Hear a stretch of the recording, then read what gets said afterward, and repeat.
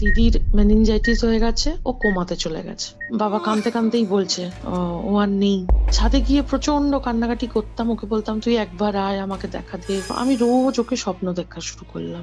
সারা মুখে যেন আগুন জ্বলছে। আমাকে কেউ কিছু বললেই আমার মনে হতো কি যে আমি নিজেকে শেষ করে দেবো। আলমারি থেকে ওড়না বের করে আর আমি গলায় ভয় পেতে শুরু করলাম কনসিভ করার পর থেকে। মানে মনে হতো কি যে সিঁড়িতে কেউ দাঁড়িয়ে আছে, কি এদিকে কেউ মনে হচ্ছে দাঁড়িয়ে আছে, পেছনে মনে হচ্ছে কেউ দাঁড়িয়ে আছে। আমি স্পষ্ট বুঝতে পারছি সামওয়ান ইজ স্ট্যান্ডিং দেয়ার। পুরো ফুটন্ত ওই কড়াইয়ের তেল, এক কড়াই তেল পুরো ছিটকে গেল। তোমরা যখন হাজবেন্ড ওয়াইফ ইন্টিমেট হও, ও উপর থেকে তোমাদের দেখে, প্লাস ও ট্রাই করতো আমার বডিতে আসার, ওই ফিলিংসটা নেওয়ার জন্য।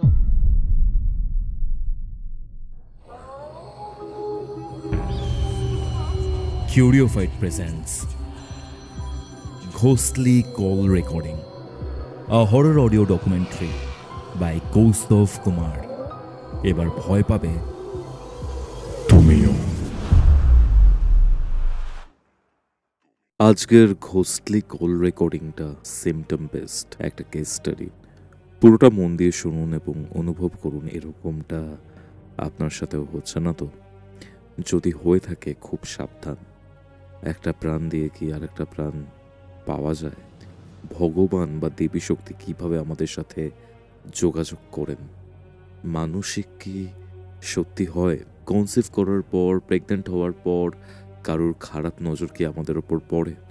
ধরুন আপনি ঘুমোচ্ছেন, পাশে কেউ এসে বসলো, আপনি পাশ ফিরে দেখলেন কেউ নেই। যে এসেছিল সে কি আদৌ মানুষ? ধরুন হাজব্যান্ড এবং ওয়াইফ ইন্টিমেট হচ্ছে, কিন্তু এমন একটা জিনিস তাদের চারিপাশে উপস্থিত ছিল যে তাদের গায়ে আসতে চাইতো এবং এই ফিজিক্যাল প্লেজারটা উপভোগ করতে চাইতো। আজকের এই এপিসোডটা শুনলে আপনারা ভেতর থেকে নড়ে যাবেন। আপনি যদি নিজের লাইফে ঘটে যাওয়া এরকম প্যারানর্মাল অ্যাক্টিভিটি, সত্যি ভৌতিক ঘটনা বা কোনো প্যারানর্মাল ইনভেস্টিগেশনের ঘটনা আমার সাথে কিউরিওফাইটে এরকম একটা ঘোস্টলি কল রেকর্ডিংয়ে শেয়ার করতে চান, তাহলে যোগাযোগ করুন আমাদের অফিসিয়াল হোয়াটসঅ্যাপ নম্বরে। নম্বরটি হচ্ছে 6290675195। এখানে আমাকে হোয়াটসঅ্যাপ করে আপনাদের নিজস্ব লাইফের যদি কোনো প্রবলেম থেকে থাকে, তাহলে আমার থেকে অ্যাস্ট্রোলজিক্যাল প্রেডিকশন, স্পিরিচুয়াল হেল্প নিতে পারেন। তাহলে চলুন, আমি আর কথা বাড়াচ্ছি না, সরাসরি চলে যাচ্ছি কিউরিওফাইটের ঘোস্টলি কল রেকর্ডিং সিরিজের অনবদ্য একটা হরর পডকাস্টে।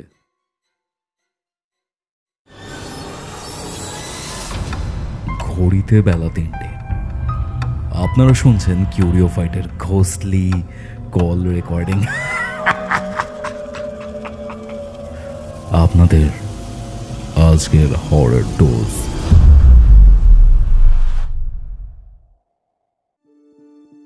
হ্যালো স্নেহা, কেমন আছো? ভালো আছি কৌস্তব, তুমি কেমন আছো? আমিও ভালো আছি। তো রিসেন্টলি তুমি পুরী থেকে ফিরেছো এবং পুরী থেকে ফেরার পর তোমার সাথে এই ঘটনাটা রেকর্ডিং হওয়ার কথা। হ্যাঁ, তো এখন আমরা তোমার এই ঘটনাটাই জানতে চলেছি।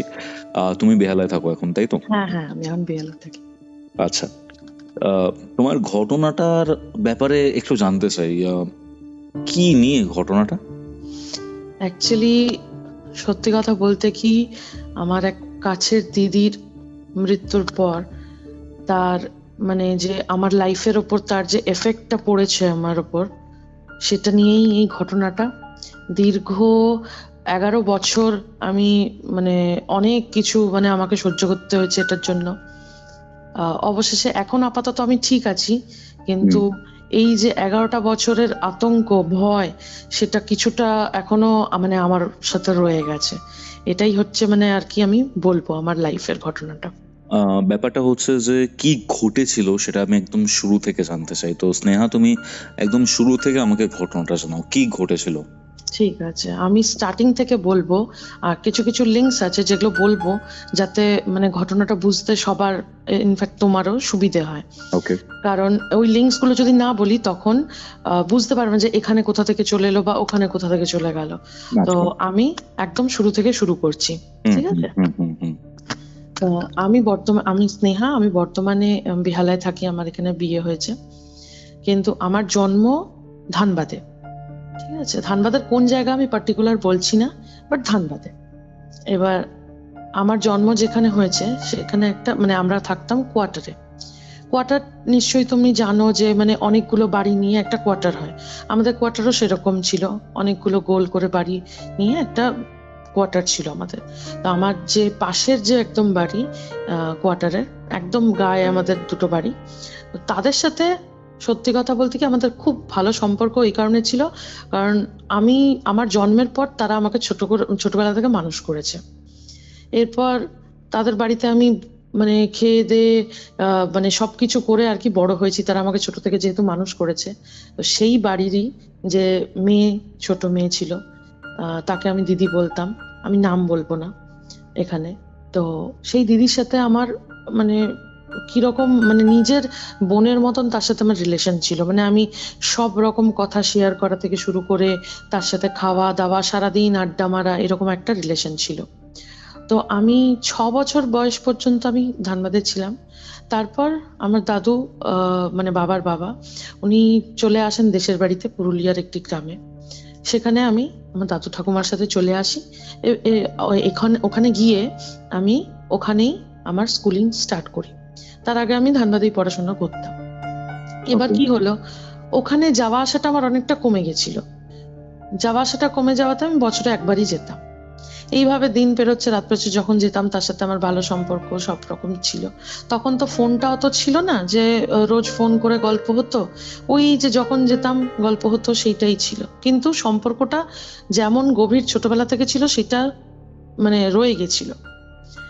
এরপর লাস্ট 2010 সালে আমার মাধ্যমিকের আগে আমি গেছিলাম ওখানে ধানবাদে। ওদের বাড়িতে গিয়ে জানতে পারলাম দিদির বিয়ে ঠিক হয়েছে। খুব আনন্দ মনে, যে এবার যখন আসবো নেক্সট ওর বিয়েতে আসবো, খুব আনন্দ করব। তো এইভাবেই আমি তারপর ওখান থেকে চলে আসি। এসে মাধ্যমিক হয়ে যায়, পরীক্ষা ভালো হয়। আমি পরীক্ষার যে 3 মাস ছুটিটা পড়ে, আমি সেই সময় আমার মা বাড়িতে চলে আসি দমদমে মা বাড়িতে এসে আমি 3 মাসের ছুটিতে এখানে আরাম করে ছুটি কাটাতে শুরু করি। ভেবেছিলাম হয়তো খুব ভালো যাবে ছুটিটা, কিন্তু ভগবানের লেখা কিছু আলাদাই ছিল। হঠাৎ করে একদিন আমার বাবা ফোন করে বলে যে ওই দিদির শরীর খারাপ, হসপিটালে ভর্তি। আমি বললাম যে শরীর খারাপ, হসপিটালে ভর্তি? এই তো কদিন আগে ফোন করেছিলাম, বললো এমনি শুধু মাথা ব্যথা করছে, হ্যাঁ তা রেস্ট নিচ্ছি, পরে ফোন করব। হঠাৎ করে হসপিটালে কেন ভর্তি হলো? বাবা বলছে যে ওর জ্বর হয়েছে, জ্বরটা নাকি কমছে না। ভালো কথা। তা ওরা তো শিক্ষিত ফ্যামিলি, কিছু হলে মানুষের আগে ডাক্তারটাই দেখায়। তো ডাক্তারের কাছেই গেছে, ডাক্তার বলেছে যে না, এমনি নর্মাল জ্বর আছে, 2 দিন স্যালাইন দিলে ঠিক হয়ে যাবে, হসপিটালে ভর্তি করে দাও। কিন্তু বলে না যে কপালে রে ফেরানো যায় না। আমিও জানি হয়তো দিদি ঠিক হয়ে যাবে, আবার ফিরে আসবে। হঠাৎ করে শুনলাম তার পরের সপ্তাহে আমার বাবা ফোন করলো যে দিদির মেনিনজাইটিস হয়ে গেছে, ও কোমাতে চলে গেছে। কোমাতে যে চলে গেছে যেই শুনলাম, আমি তখনই বুঝে গেছিলাম যে আর হয়তো আমি ওকে দেখতে পারবো না। কারণ এখনো তো বাড়ি ফেরার তো আমার তখনও সময় হয়নি, হঠাৎ করে চলে যাওয়াটাও সম্ভব নয় সেই সময়টায়। কি করে যাব, সেই পরিস্থিতি ছিল না। তাও মনে মনে ভাবলাম, ঠাকুরকে ডাকলাম যে ওকে সুস্থ করে দাও, তারপর আমি যাব। কিন্তু শেষ রক্ষা হলো না। আবার একদিন ফোন এলো, সেই দিন বুঝেই গেছিলাম কেন ফোনটা এসছে। বাবা ওই খবরটা দিল, যে খবরটা শোনার জন্য আমি একদমই প্রস্তুত ছিলাম না। বাবা বলল যে, বাবা কাঁদতে কাঁদতেই বলছে যে ও আর নেই। আমি তো আমি বিশ্বাসই করতে পারছি না, এটা হতেই পারে না। এরকম একটা আমার মধ্যে ফিলিং কাজ করছে, দূর এটা কিছুতেই আমি জিনিসটা বিশ্বাস করে উঠতে পারছিলাম না। প্রথমে তো আমি কাঁদিনি, কারণ আমার জিনিসটা বুঝতে অনেকটা সময় লেগে গেছিল। এরপর আমি কি করলাম, আমি সন্ধে হলে রাত হলেই না মা বাড়িতেই ছাদে চলে যেতাম। ছাদে গিয়ে প্রচন্ড কান্নাকাটি করতাম, ওকে বলতাম তুই একবার আয়, আমাকে দেখা দে, আমি তোকে দেখবো, বা আমি তোর সাথে আর দেখা করতে পারলাম না, আমাকে ক্ষমা করে দে। এরকম ভাবে আমি নিজের মনেই বকবক করতাম, কাঁদতাম প্রচন্ড। মা আমাকে খুব বকতো যে তুই এরকম করছিস কেন পাগলের মতন। যাই হোক, আস্তে আস্তে সময়ের সাথে সাথে মানুষ মানে নিজের মা বাবার মৃত্যুটার সাথেও মানে কাটিয়ে ওঠে। সেখানে তো মানে একটা অন্য বাড়ির মেয়ে ছিল। আস্তে আস্তে আমারও মানে কাটতে শুরু করলো জিনিসগুলো।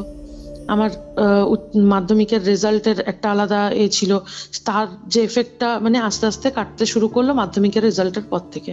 মাধ্যমিকে ভালো রেজাল্ট করলাম, তারপর চলে গেলাম দেশের বাড়িতে, পুরুলিয়ার যে গ্রামে আমি থাকি। এবার ওখানে গিয়ে আমি ক্লাস 11-এ ভর্তি হলাম।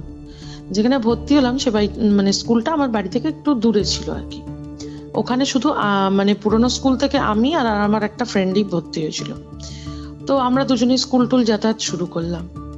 এবার যখন আমি ক্লাস 11-এ ভর্তি হওয়ার কিছুদিন পর থেকেই একটা নতুন জিনিস শুরু হলো আমার সাথে। সেটা হলো আমি রোজ ওকে স্বপ্ন দেখা শুরু করলাম।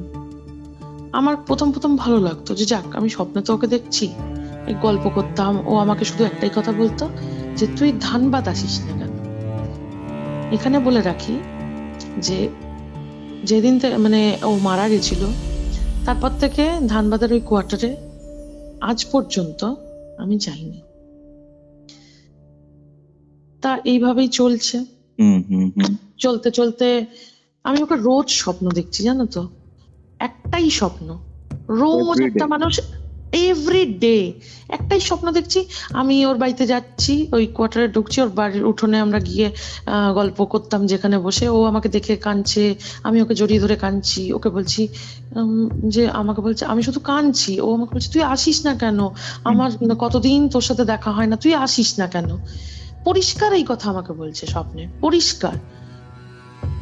একটা স্বপ্ন যখন একটা মানুষ রোজ দেখতে শুরু করে, প্রথম প্রথম হয়তো জিনিসটা হয়তো মনে হচ্ছিল আমার, যেরকম সবারই মনে হবে যে হয়তো ট্রমা হয়েছে একটা মানুষের, কাছের মানুষের মৃত্যুতে, হয়তো সেই জন্যই দেখছি। কিন্তু আস্তে আস্তে যখন মানে কোনো জিনিসটাই বেশি ভালো নয়, তো আস্তে আস্তে আমিও বুঝতে শুরু করলাম যে কোথাও গিয়ে জিনিসটা খুব একটা কিন্তু ভালো হচ্ছে না। একটা মানুষকে আমি রোজ স্বপ্ন কেন দেখবো? তার মানে আমি তো কাটিয়ে উঠতে পারবো না জিনিসটা, সেই এটা মানে ওকে ওর থেকে আমি ওভারকাম করতে পারবো না। এই কষ্ট তাহলে আমার সারা জীবন থেকে যাবে। তা এইভাবেই প্রায় 3 মাস 4 মাস আমি কন্টিনিউ ডেইলি একটা স্বপ্ন দেখে গেলাম। আমি বাড়িতে কিন্তু বলিনি যে এরকম হচ্ছে, কেন বলিনি নিজেই জানি না, আমি বাড়িতে কাউকে জানাইনি। একদিন ওই যে ফ্রেন্ডের সাথে আমি যেতাম স্কুলে ক্লাস 11-এ, ওর বাড়িতে গেছিলাম। ওর মাকে আমি কি মনে হলো আমি বললাম, আমি জানো কাকিমা আমি না এরকম এরকম স্বপ্ন দেখছি। আর আজ থেকে না, প্রায় 3 থেকে 4 মাস তো হয়ে গেল আমি দেখছি।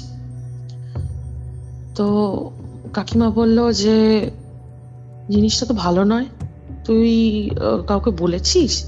বললাম কাকে বলবো বলো তো, বাড়িতে কেউ মানে জিনিসটাকে অত পাত্তা দেবে না, বলবে তুই হয়তো বেশি চিন্তা করছিস ওই নিয়ে, চিন্তা করিস না। তো আমি না কাউকে বলিনি। তখন বললো যে ঠিক আছে, তুই এক কাজ কর, তোরা স্কুল থেকে ফেরার পথে, মানে আমি যেখানে স্কুলে পড়তে যেতাম যে জায়গাটায়, যে গ্রামটায়, ওখানে একটা নামকরা কালী মন্দির রয়েছে, মৌতর কালী মন্দির। তো ওখানে যে মা কালী রয়েছে, আমাকে বললো ওখানে পুজো দিয়ে ওই ঠাকুরের যে ফুলটা হয় ওটা ফুলটা এনে বালিশের তলায় রেখে শো, দেখ না কি হয়। তা আমি বললাম যে হ্যাঁ আইডিয়াটা তো খারাপ না, ঠিক আছে দেখছি। নেক্সট দিন যখন স্কুল গেলাম তখন ওকে বললাম চল পুজো দিয়ে আসি। পুজো দিতে গেলাম, পুজো দিয়ে এলাম, এসে ওই ঠাকুরের ফুলটাকে বালিশের তলায় রেখে শুতে শুরু করলাম। মানে কি বলবো, আশ্চর্যভাবে যে এটা ছিল মানে স্বপ্ন দেখার যে মানে রেগুলারিটিটা ছিল, যেটা মনে করো ডেইলি হতো, সেটা আস্তে আস্তে কমতে শুরু করলো। একবারে কমেনি কিন্তু আস্তে আস্তে। প্রথমে যে রেগুলার দেখতাম, ডেইলি দেখতাম, সেটা সপ্তাহে হয়তো 2 দিন 3 দিন হলো। ঠিক আছে? তারপর আস্তে আস্তে আস্তে আবার কিছুদিন পর হয়তো সেটা মাসে 4-5 বার হলো। এইভাবে ওর এটা কমতে শুরু করলো। স্বপ্ন দেখার যে ডেলি হতো সেটা কমতে শুরু করলো। কমতে কমতে কমতে কমতে ওটা হয়তো আমি মাসে 2 বার দেখছি, কি 1 বার দেখছি, কোনো মাসে 3 বার দেখছি, কোনো মাসে 4 বার দেখছি, আবার কোনো মাসে দেখছি না। এরম ভাবে হচ্ছে। কিন্তু হতো, এমন না যে পুরোপুরি কোনো জিনিসটা বন্ধ হয়নি। দেখতাম, তো আমি জিনিসটা ওভারলুক করে দিতাম। আমি জানি যে আমার একটা কোথাও একটা সাবকনশিয়াস মাইন্ডেও রয়েছে, সেই ট্রমাটা আমার রয়েছে, যার জন্য হয়তো আমি দেখছি। তো আমি জিনিসটাকে সত্যি কথা বলতে কি একদমই পাত্তা দিতাম না। কারণ ওকে আমি নর্মাল দেখতাম, আমি কখনো ওকে আমি ভয় পাইনি। একবার দেখছি যে ও স্বপ্নতে ওর মুখটা খুব কিরকম, মুখটা আমি বলবো সারা মুখে যেন আগুন জ্বলছে, ওইরকম একটা ফেস নিয়েও আমার মুখের সামনে দাঁড়িয়ে আছে। আর আমি ওকে বলছি, তুই কি ভাবছিস, তোকে আমি ভয় পেয়ে যাব? তোকে আমি ভালোবাসি, তুই আমার দিদি, তোকে আমি ভয় পাবো না, তুই এসব করিস না আমার সামনে। আমি স্বপ্নতে এটা দেখেছি আর ওকে বলছি। ও বলছে, তুই কেন আসিস না, তুই আসিস না, আমার ভালো লাগে না, তুই আয়। সেম জিনিস, একঘেয়ে হয়ে গেছে আমার তখন। মানে আর ভালো লাগতো না, মানে ফ্রাস্ট্রেটেড লাগতো, রাগ হতে শুরু করলো। একটা ভালোবাসার জায়গা থেকে সেটা মানে একটা বিরক্তির জায়গায় গিয়ে পৌঁছালো। কেন আর ভালো লাগছে না এক জিনিস। কিন্তু কি করব, মানে স্বপ্নের ওপর তো আমাদের কোনো হাত হয় না। এইভাবেই দিন কাটছিল। তারপর যেহেতু ফ্রিকোয়েন্সিটা কমে গেছিল দেখার, তাই তারপর থেকে আমার সত্যি কথা বলতে কি ভয় সেরকম লাগতো না। বা আমার সাথে কোনো রকম কোনো কিছু হয়নি প্রথমে, যে কোনো কিছু একটা হয়ে গেল, যে আমি ভয় পেলাম, কিছু দেখে ভয় পেলাম, কিচ্ছু হয়নি সত্যি কথা বলতে কি। যার জন্য জিনিসটা আমার মাথা থেকে বেরিয়ে গেছিল যে এইসবও হতে পারে। কারণ পরবর্তীকালে আমার সাথে যা হওয়ার মানে শুরু হলো, সেটা মানে আমি স্বপ্নেও ভাবতে পারিনি যে আমার সাথে কোনোদিন হবে। কারণ দেখো, এই সবে বিশ্বাস বরাবরই করতাম, কারণ ছোটবেলা থেকেই ভূতের সিনেমা, ভূতের গল্প পছন্দ করা এগুলো ছিল। কিন্তু এগুলো যে আমার সাথে হবে বা এটার একটা বাজে ইম্প্যাক্ট আমার উপর পড়বে, আমি কোনো দিন ভাবতে পারিনি গোস্তাভ, জীবনে ভাবতে পারিনি যে একটা ভালোবাসার মানুষ থেকে সে তার এত হিংসা হয়ে যাবে আমার উপর। যাই হোক, আস্তে আস্তে বলছি কি হলো। এরপর আমার উচ্চ মাধ্যমিক হয়ে গেল ওখানে। আমি কলেজে ভর্তি হলাম কলকাতায় এসে। আমার মা বাড়িতে আমি থেকে পড়াশোনা করতে শুরু করলাম। যেহেতু আমার দাদু অনেকদিন আগেই মারা গেছিল, আমার মাধ্যমিকের আগেই মারা গেছিল। আমার দিদা একা থাকতো, কিন্তু আমাদের জয়েন্ট ফ্যামিলি হলেও দিদার যেহেতু মানে একা ছিল, তো আমি ভেবেছিলাম যে দিদার সাথে এসে দিদারও একটা মানে কেউ থাকবে কথা বলার। আমি দিদা একা থাকতাম রুমে, কোনোদিন ভয় পাইনি। আমার কলেজ লাইফও ঠিকঠাকই কাটছিল। একটা বাজে রিলেশনের ফেস দিয়েও গেছি, কিন্তু সেটাও আমি মানে এইটার কারণে হয়েছে কিনা সেটা আমি জানি না সত্যি কথা বলতে কি। তারপর যখন শুরু হলো আসল জিনিস আমার সাথে, 2015-14 সালে আমার হাজব্যান্ডের সাথে আমার একটা অনলাইনে সাইটে আমার পরিচয়। ফেসবুক, হোয়াটসঅ্যাপ না, উইচ্যাট বলে একটা সাইট ছিল, ওখানে পরিচয় হয়েছিল। তো এমন কিছু পরিস্থিতি ছিল যে খুব তাড়াতাড়ি আমাদের বিয়ে হয়ে যায়। আমি তখন সেকেন্ড ইয়ারে পড়ি। আমার হাজব্যান্ডের সাথে আমার মানে লাভ ম্যারেজই হয়েছিল। তো খুব ভালো আমাদের রিলেশন ছিল, খুব একটা বেশি পুরনো না যে কোনো কিছু হবে। প্রবলেম শুরু হলো আমার বিয়ের পর থেকে। মানে কি বলবো, আমি মানে ভাবনা চিন্তার বাইরে যে এত কিছু হতে পারে, এত কিছু আমি মানে এক্সপেক্টই করিনি। যে একটা মানে ভালোবাসার ভেবেছিলাম ভালোবেসে বিয়ে করবো, লাইফটা অন্যরকম হবে বা কোনো কিছু। সত্যি কথা বলতে সেরকম মানে অত স্মুথলি মানে কোনো কিছুই হচ্ছিল না। বিয়ের পর থেকে আমার তো তখন আমি 3rd ইয়ার দেব, মানে পড়াশোনাও করছি, সংসারও করছি। ছোট ছোট ছোট ছোট কারণে বাড়িতে অশান্তি শুরু হলো। আমি হয়তো সেগুলো ডিটেলসে বলতে পারবো না, বাট এইটুকু বলতে পারবো যে কথা আছে না, শুকনো অশান্তি, সেই শুকনো অশান্তি শুরু হলো, কোনো জাস্ট কারণ নেই। মানে এখন যখন আমি ওগুলো ভাবি, আমি ভাবি এটা তো কোনো রিজনই ছিল না ঝামেলার। আমরা এখন সেটা ভাবি, মানে সেগুলো এখন নোটিস করি। মানে মানে আমি এই টার্মটা ফার্স্ট টাইম শুনলাম, শুকনো ঝামেলা, শুকনো অশান্তি। মানে তুমি বলছো লেজিট কোনো রিজন নেই, তাও ঝগড়া হয়ে যাচ্ছে। হ্যাঁ হ্যাঁ, মনে করো একটা কারণ, যেমন আমি পড়ছি, ঠিক আছে, আমার 3rd ইয়ার চলছিল, আমি পড়ছি, আমার হাজবেন্ড এসে হঠাৎ করে বললো কি, এই তুমি না পড়া হয়ে গেলে জামাগুলো গুছিয়ে নি। হঠাৎ করে আমার মাথা গরম হয়ে গেল, কোনো কারণ নেই। আমি বললাম যাও তো এখান থেকে, মানে আমি এত রুড একটা বিহেভ করলাম, ঠিক আছে, এই চল চল এখান থেকে, আমাকে বেশি জ্ঞান দিতে আসিস না, এরকম ভাবে আমি কথা বলছি, কোনো কারণ নেই। কিন্তু ও আমাকে কিন্তু খারাপ কিছু বলেনি, ও বললো তোমার পড়া হয়ে গেলে তুমি জামাগুলো একটু গুছিয়ে নিও, ঠিক আছে, ভালো করেই বলেছে। আমি কিন্তু খুব রুডলি একটা ব্যবহার করতে শুরু করলাম সবার সাথে, আর আমি ভাবতাম কি আমার ওপর অত্যাচার হচ্ছে, নিজেরটা আমি দেখতাম না যে আমি কি বিহেভ করছি। তো এইভাবে এগুলো মানে আমাদের ল্যাঙ্গুয়েজে, মানে আর কি আমাদের বাড়িতে আমি এগুলো বলে অভ্যস্ত, শুকনো অশান্তি, মানে যেটা কোনো কারণ ছাড়া কোনো কিছু হয় তখন সেগুলোকে বলে শুকনো অশান্তি, কোনো কারণ নেই তার পিছনে। এইভাবে মাঝে মধ্যেই অশান্তি হয়, মাঝে মধ্যে খুব ভালো হয়, আবার মাঝে মধ্যে অশান্তি হয়। কিন্তু যেটা মানে হওয়া আমি এক্সপেক্ট করিনি, সত্যি বলছি, মানে কৌস্তব আমি কোনোদিন ভাবিনি। মানুষের সবার লাইফেই আপস অ্যান্ড ডাউনস থাকে, বা প্রত্যেকটা রিলেশনশিপে ছোটখাটো ঝামেলা হয়, কোনো ব্যাপার না সেটা। হঠাৎ করে আমার মধ্যে একটা টেন্ডেন্সি স্টার্ট হলো, কিছু আমাকে কেউ কিছু বলে দিল, মনে করো ঝগড়া হলো, আমার হাজবেন্ড আমাকে বললো এই যাও তো এখান থেকে, যাও, তুমি তোমার যদি না ভালো লাগছে তুমি যাও, বাবার বাড়ি চলে যাও। এটা নর্মাল কথা, ঠিক আছে, একটা হাজবেন্ড ওয়াইফে অশান্তি হয়েছে, রাতে হয়, সকালে ঠিক হয়েছে। আমার কি হলো, আমাকে কেউ কিছু বললেই আমার মনে হতো কি যে আমি নিজেকে শেষ করে দেবো, ঠিক আছে, এই একটা টেন্ডেন্সি আমার মধ্যে আসতে শুরু করলো। কথায় কথায় একটা ছোট্ট কোনো কথা হচ্ছে, আমার মনে হচ্ছে দূর শেষ করেনি, দূর বেঁচে থেকে কি লাভ, দূর বেঁচে আছি কেন। এরপর যখন ওগুলো ভাবতাম, তার আবার কিছুক্ষণ পরই আবার মনে করতাম আমি এইসব ভাবছি কেন। মানে একটা কি বলবো তোমায়, একটা ডুয়াল পার্সোনালিটি আমার মধ্যে কাজ করতে শুরু করেছিল। কেউ কিছু বললেই না আমি পুরো রাগে একদম ফুঁসতে শুরু করতাম, মানে এক্ষুনি তাকে মেরে ফেলবো, না মানে নিজেকে শেষ করে দেবো। এই এই একটা জিনিস আমার মধ্যে কাজ করতে শুরু করলো, কেন আমি জানি না। আমি কিন্তু এরকম ছিলাম না কোনো দিন, না আমার মধ্যে এই জিনিসটা ছিলই না, হঠাৎ করে এই জিনিসটা আমার মধ্যে শুরু হলো। আস্তে আস্তে মানে আমিও ভাবতাম যে না আমি এইসব চিন্তা করবো না, ঠিক আছে চলো অশান্তি হয়েছে, আমি করবো না, এইসব ভাববো না। একদিন কি হলো, এরকমই মানে এমন বলছি না যে প্রত্যেক মাসে অশান্তি হচ্ছে, হয়তো 5 মাস ছাড়া হচ্ছে, 3 মাস ছাড়া হচ্ছে, বাট হচ্ছে।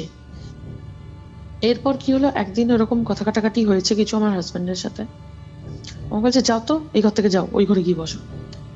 আমাকে বলছে আমার মুখের সামনে থেকো না, যাও ওই ঘরে গিয়ে বসো, থাকলেই অশান্তি।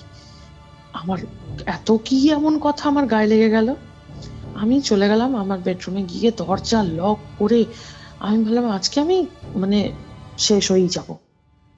করে কি করেছি, মানে আমার হাজবেন্ডও জানতো না, অনেক পরে ওকে আমি বলেছিলাম যে আমার আলমারি থেকে ওড়না বের করে আর আমি গলায় পেঁচিয়ে নিয়েছি, মানে ফ্যান ট্যান ওইসব কিছু না, মানে জাস্ট গলায় দিয়ে আর জোরে টেনে দিয়েছি, ফাঁস দেয় যেরকম না ওরকম, মানে যেরকম কোমরে দড়ি বাঁধে বা যেরকম, হ্যাঁ।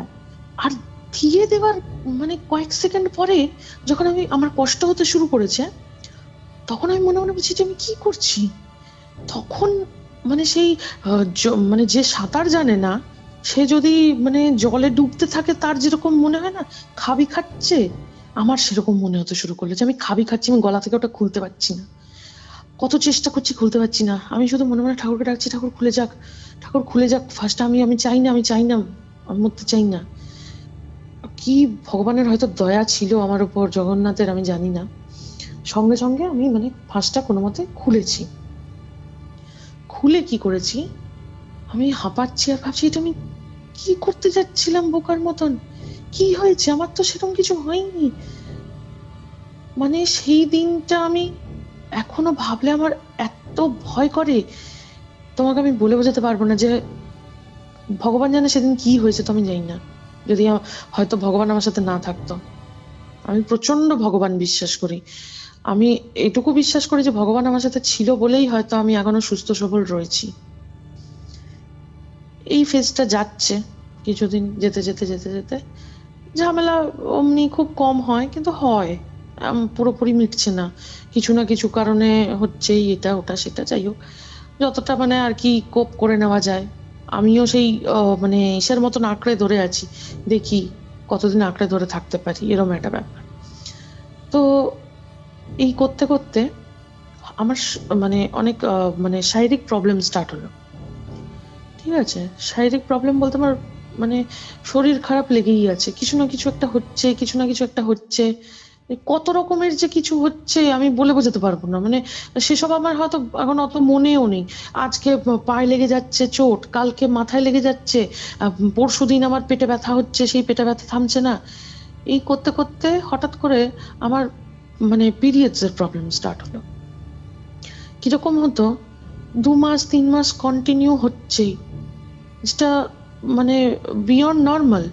2 মাস 3 মাস কন্টিনিউয়াস? হ্যাঁ হ্যাঁ, 2 মাস তো হতোই।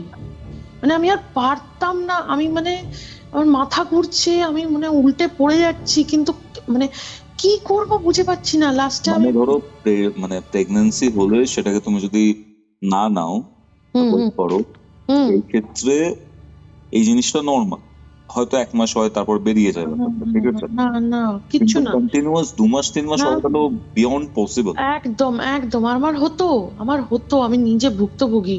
আমি তোমাকে বলে বোঝাতে পারবো না যে সে যে কি শারীরিক এক্সট্রিম কষ্ট পেয়েছি আমি বলে বোঝাতে পারবো না।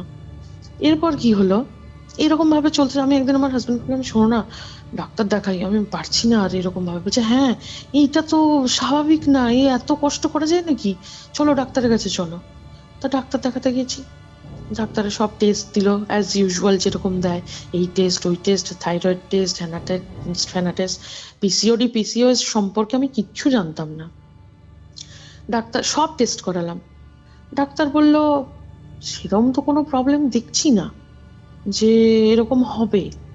তা তুমি এক কাজ করো, তুমি না মানে বেবি নেবার চেষ্টা করো, কনসিভ করো, অনেক সময় হয় এরকম প্রবলেম, তো সেটা হয়তো বাচ্চা হওয়ার পর ঠিক হয়ে যায়। তো আমিও মনে মনে ভাবলাম যে না ঠিক আছে, চলো বয়স থাকতে থাকতে আমরাও নিয়ে নিই, আজকাল কত রকমের রোগ হচ্ছে, যদি হয়ে যায় তো খুব ভালো। মানে বাচ্চা নেওয়া যে, তখন আমার বয়সটাও এমন কিছু না। এখনকার দিনে যদি বলে যে হ্যাঁ ভাই চলো 30 32 35 বছর বয়স হয়ে গেছে, তো বাচ্চা হতে প্রবলেম হচ্ছে। আমার হাজবেন্ডেরও কম বয়সে বিয়ে হয়েছে, ও যখন বিয়ে করেছে ওর 26, আমি যখন বিয়ে করেছি আমার 21। তো আমাদের মধ্যে এজ গ্যাপ মানে 5 ইয়ার্স এর, বাট আমরা খুব কম এজে বিয়ে করেছিলাম। এমন না যে অনেক এজে বিয়ে করেছি তো কি বাচ্চা হতে প্রবলেম হচ্ছে, সেটা কিন্তু নয়। তারপর ডাক্তারের কথায় বা বাড়ির লোকেও সাজেস্ট করলো যে ঠিক আছে চল নিয়ে নে, এখন তো বয়সটা কম আছে, এরপর যদি আবার প্রবলেম স্টার্ট হয় তখন আর বেবি নিতে আরো প্রবলেম হতে পারে, বা অনেক কিছু অন্য প্রবলেম হতে পারে, রোগ চলে আসতে পারে, তার থেকে চেষ্টা কর। তো আমরাও মানে ট্রাই করতে লাগলাম বেবির জন্য, কিছুতেই মানে হচ্ছে না তো হচ্ছে না। মানে আমরা ফ্রাস্ট্রেটেড হয়ে গেছিলাম একটা টাইমের পর। মানে যেটা মানুষ মানে একটা খুশির সাথে যে জিনিসটা হওয়ার কথা, সেটা আমরা মানে একটা ডিউটির মতন হয়ে গেছিল। মানে তোমাকে কি বলবো, কি বিরক্ত লাগতো, মানে রাগ হতো, কি হচ্ছেই না, কেন হচ্ছে না কেন হচ্ছে না। আমার তো মনে হতো মানে মানে মাথা ঠুকে নি আমি নিজের, এত রাগ হতো। তার মধ্যে শারীরিক প্রবলেম তো রয়েছে। এমন এমন টেস্ট করিয়েছি কৌস্তব, যেটা মানে তুমি ভাবতে পারবে না। বেহালা থেকে তেঘরিয়া জানো তো কতটা দূর? পুরো নর্থ আর সাউথ? পুরো নর্থ আর সাউথ। তেঘরিয়ায় আমি যে ডাক্তারকে দেখাতাম, উনি এখন মারা গেছেন, খুব নামকরা একজন ডাক্তার ওখানকার ছিলেন। ওনার কাছে আমি দেখাতে যেতাম। পিরিয়ডস চলাকালীন আমি বেহালা থেকে তেঘরিয়া গেছি, কারণ একটা এমন টেস্ট দিয়েছিল যেটা একমাত্র পিরিয়ডস চলাকালীন করতে হবে। আর সেই টেস্ট আমি একা গেছি, যেহেতু আমার হাজবেন্ডের কাজ আছে, আমি বললাম ঠিক আছে কাউকে যেতে হবে না, আমি একাই চলে যাবো, কোনো অসুবিধা নেই, তুমি মানে তোমার কাজটা দেখো, আমি একাই চলে যাবো। আমি ভেবেছি আমি পারবো। মানে আমি যে কি প্যাথেটিক, মানে আমি কষ্ট করেছি তুমি কল্পনা করবে না। ওই অবস্থায় গেছি তেঘরিয়াতে গিয়ে ওই নার্সিং হোমে আমি আমার টেস্ট করিয়েছি ওই অবস্থায়। আমি রাস্তায় বেরিয়ে একা আমার মাথা ঘুরে গেছে, আমি পারছি না, মনে হচ্ছে এখানেই আমি রাস্তার উপরেই পড়ে যাব। তাও কোনো মতে মানে মন শক্ত করে আমি ওখান থেকে আমার মা বাড়ি চলে গেছি, যেহেতু দমদমে আমার মা বাড়িটা কাছে, আমি ওখানে গিয়ে পৌঁছে গেছি। তারপর আবার ঠিকঠাক হয়েছি, যখন শরীরটা ঠিক হয়েছে তখন আমার হাজবেন্ড আবার আমাকে নিতে গেছে, চলো তোমাকে একা আসতে হবে না, আমার সাথে চলো বাইকে করে। ঠিক আছে, হয়ে গেল ওই ফেজটা। এত কিছু করেও কিচ্ছু হচ্ছে না, এত ওষুধ পত্র, টেস্টের রিপোর্ট সব নর্মাল, তুমি বিশ্বাস করবে না, টেস্টের রিপোর্ট সব নর্মাল, তাও কিছু হচ্ছে না। ডক্টর বলছে তোমরা না কোথাও বেড়াতে যাও, একটু মাইন্ডটা ফ্রেশ রাখো। হ্যাঁ, অনেক সময় স্ট্রেসের জন্য হয়তো হয় না, কনসিভ হয় না, ওভুলেশন পিরিয়ড দেখে মানে ট্রাই করো। কত কিছু তো বলছি তো আমি, মানে হাজারো হাজারো ওষুধ খেয়েছি আমি, আমার বর সবাইকে ওষুধ দিয়েছে, সব খেয়েছি, কোথাও কিচ্ছু হচ্ছে না। শেষ পর্যন্ত মানে বলে না, যখন সব রাস্তা বন্ধ হয়ে যায় তখন একটাই রাস্তা খুলে থাকে, সেটা হচ্ছে ভগবানের রাস্তা। হঠাৎ করে আমার মা একদিন ফোন করে বললো যে শোন না, আমাদের এখানে ওই যে ধর্মরাজ ঠাকুর রয়েছে, ওখানে শুনলাম নাকি এরকম মানসিক করলে মানে তাড়াতাড়ি বাচ্চা হয়েছে, তো তুই আয় না একবার এখানে পুজো টুজো দিয়ে মানসিক কর। আমার বর বললো হ্যাঁ যাও না, যদি হয়, চেষ্টা করতে লাভ মানে ক্ষতি কি। তা মানে যখন সে বলে না যে যখন কোনো কিছুই হচ্ছে না হাতারে, তখন মানুষ মানে সবটাই করতে চায়, যে ঠিক আছে চলো এটা না তো ওটা, ওটা না তো ওটা, কিছু তো কোথাও তো একটা কিছু হবে।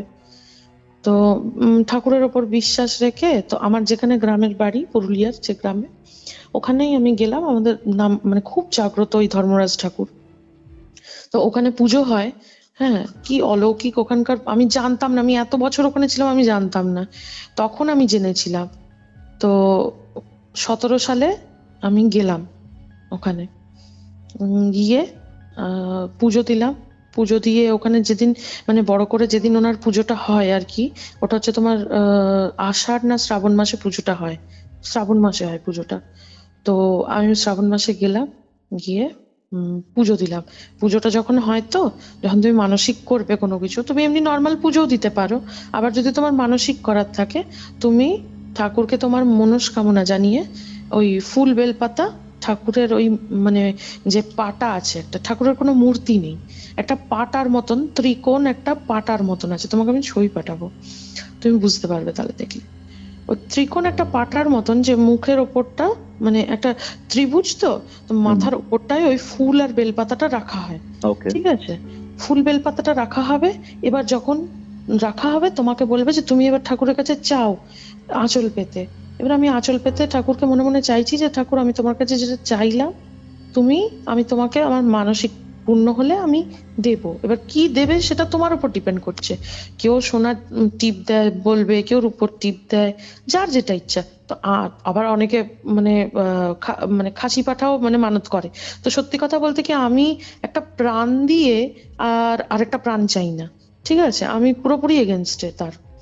তো আমি মানে ঠাকুরকে বলেছিলাম যে আমি সোনার টিপ দেবো তোমায়। তা মনে মনে বলে আর ঠাকুরের কাছে এরকম আঁচলটা পেতে আর ঠাকুরকে ডাকছি, ঠাকুর দিয়ে দাও দিয়ে দাও ঠাকুর। তুমি বিশ্বাস করবে না, কয়েক সেকেন্ডের মধ্যে ফুলটা আমার কোলে পড়ে গেল আঁচলে, কয়েক সেকেন্ডের মধ্যে। তা আমি ভাবলাম হতে পারে, তখনও আমার মনের মধ্যে কিন্তু দোনমনে চলছে, মেবি আওয়াজে ভাইব্রেশনে হয়তো হচ্ছে, পড়ে গেছে। সব থেকে আশ্চর্য ব্যাপার জানো, আমার পরে একজন ছিলেন মহিলা, ওনার কোনো রোগ ছিল, মানে কোনো শারীরিক রোগ রয়েছে যেটা সারছে না অনেকদিন ধরে, উনি মানসিক করতে এসেছিলেন। সেম জায়গায়, সেম ভাবে, সেম কোয়ান্টিটিতে ফুল বেলপাতা চাপানো হয়েছে ওনারও। ঠিক আছে, তুমি বিশ্বাস করবে কৌস্তব, 1 ঘন্টা হয়ে গেল ওই ফুল পড়েনি। 1 আচ্ছা ঘন্টা। আচ্ছা, তোমরা ছিলে সেই সময়টায়? হ্যাঁ, আমরা দেখছি, আমরা তো ওখানে পুজো চলাকালীন ওখানে বসে আছি, তো পুজো চলছে, তো কত লোক আসে দূর দূর থেকে মানসিক করতে। বউটা মানে কেঁদে যাচ্ছে, দিয়ে দাও ঠাকুর, দিয়ে দাও ঠাকুর, কেন এরকম করছো, আমার মানে এত কষ্ট, আমি আর যন্ত্রণা সহ্য করতে পারছি না, দিয়ে দাও দিয়ে দাও। ফুল পড়ে না। অত ঢাক ঢোল বাজাচ্ছে, এত ভাইব্রেশন, ফুল পড়ে না। আমি তখন বিশ্বাস করলাম যে না, কিছু তো আছে বাবা, যেগুলো আমাদের মানে নলেজের অনেক বাইরে। আমরা মানে ছোট্ট হয়তো কীট পৃথিবীতে, আমাদের ওপরে যে কত কিছু রয়েছে আমাদের মানে জানার বাইরে, তার কোনো শেষ নেই। আমি জিনিসটা দেখে অবাক হয়ে গেলাম। এরপর কি হলো? এরপর মানে ওই যে আমাকে ওখান থেকে যে ফুল বেলপাতাটা পড়েছিল, ওটা আমাকে বলেছিল যে তুমি 1 মাস এরকম জলে, ওটা সকালে ঘুম থেকে উঠে জলে ওটা ঠেকিয়ে জলটা খাবে, তোমার হয়ে যাবে। সত্যি কথা বলতে কি, আমার 15 দিনের মধ্যেই আমি রেজাল্ট পেয়ে গেছিলাম। কনসিভ করে গেছিল? একদম একদম 15 দিন, আমার 1 মাসও সময় লাগেনি, 15 দিনের মধ্যে। এই কনসিভ করার পর থেকেই আমার সাথে শুরু হলো মানে বিভিন্ন রকম ভৌতিক বলতে পারো বা মানে অলৌকিক ঘটনা আমার সাথে শুরু হলো। ভয় পেতে শুরু করলাম কনসিভ করার পর থেকে। একদিন দুপুরবেলা আমি শুয়ে আছি, দুপুরবেলা মেনলি আমি একা শুতাম। আমি আমার বেডরুমে শুয়ে আছি, আমার হাজবেন্ড অন্য রুমে কাজ করে, ওর নিজের বিজনেস আছে যেহেতু, ও আলাদা রুমে কাজ করে। ও তো মানে চাকরি করার ব্যাপার নেই যে বাইরে যাবে। ও কি করে, ওর কাজ শেষ হয়ে গেলে ও আবার ঘরে গিয়ে একটু রেস্ট নিত, আমার কাজ মানে আমাদের বেডরুমে গিয়ে একটু রেস্ট নিত 4টের দিকে, 4:30 দিকে, তারপরে আবার চলে আসতো। তো আমি এরকম শুয়ে আছি, দেয়ালের দিকে মুখ ফিরে, যেহেতু পাশ ফিরে শুতে হয় প্রেগনেন্সির সময়, আমি পাশ ফিরে দেয়ালের দিকে ঘুরে শুয়ে আছি। শুয়ে থাকতে থাকতে আমি ফিল করতে পারছি যে আমার পাশে, খাটের পাশে এসে কেউ বসলে তুমি বুঝতে পারবে তো, তুমি যতই একটা মানে একটা তন্দ্রার মধ্যে তুমি যদি থাকো, তোমার পাশে এসে যদি কেউ বসে খাটের মধ্যে, একটা তো ফিল হয়। আমি ভাবলাম, আমি বুঝতে পারছি যে আমার হাজবেন্ড এসে বসেছে। আমি ওইদিকে শুয়ে শুয়েই ফিরে, মানে এদিকে না ফিরেই দেয়ালের দিকে মুখ করেই শুয়ে শুয়ে ঘুমের ঘরে মানে ওকে তন্দ্রার মধ্যেই আমি বলছি, কি গো, কাজ হয়ে গেল, চলে এলে? তা বলার পরে আমি কিছুক্ষণ পরে ভাবছি আনসার আসছে না কেন, কি ব্যাপার, ঘুমিয়ে পড়লো নাকি? বলে আমি সঙ্গে সঙ্গে পাশ ফিরেছি, মানে পুরো বডিটা সরাইনি, জাস্ট মুখটা পাশ ফিরেছি। দেখছি কোথায় কেউ নেই, কি আশ্চর্য। তারপরে আমি লক্ষ্য করলাম যে দরজাটাও তো আমি পুরো মানে দিয়ে শুয়েছি, এমন না যে ছিটকিনি দিইনি, দরজাটা তো পুরো বন্ধ করা, খুললে তো আওয়াজ হবে। তখন আমার হঠাৎ করে মাথায় এলো, এ বাবা, এটা আমি কি মানে বুঝলাম, কি ফিল করলাম।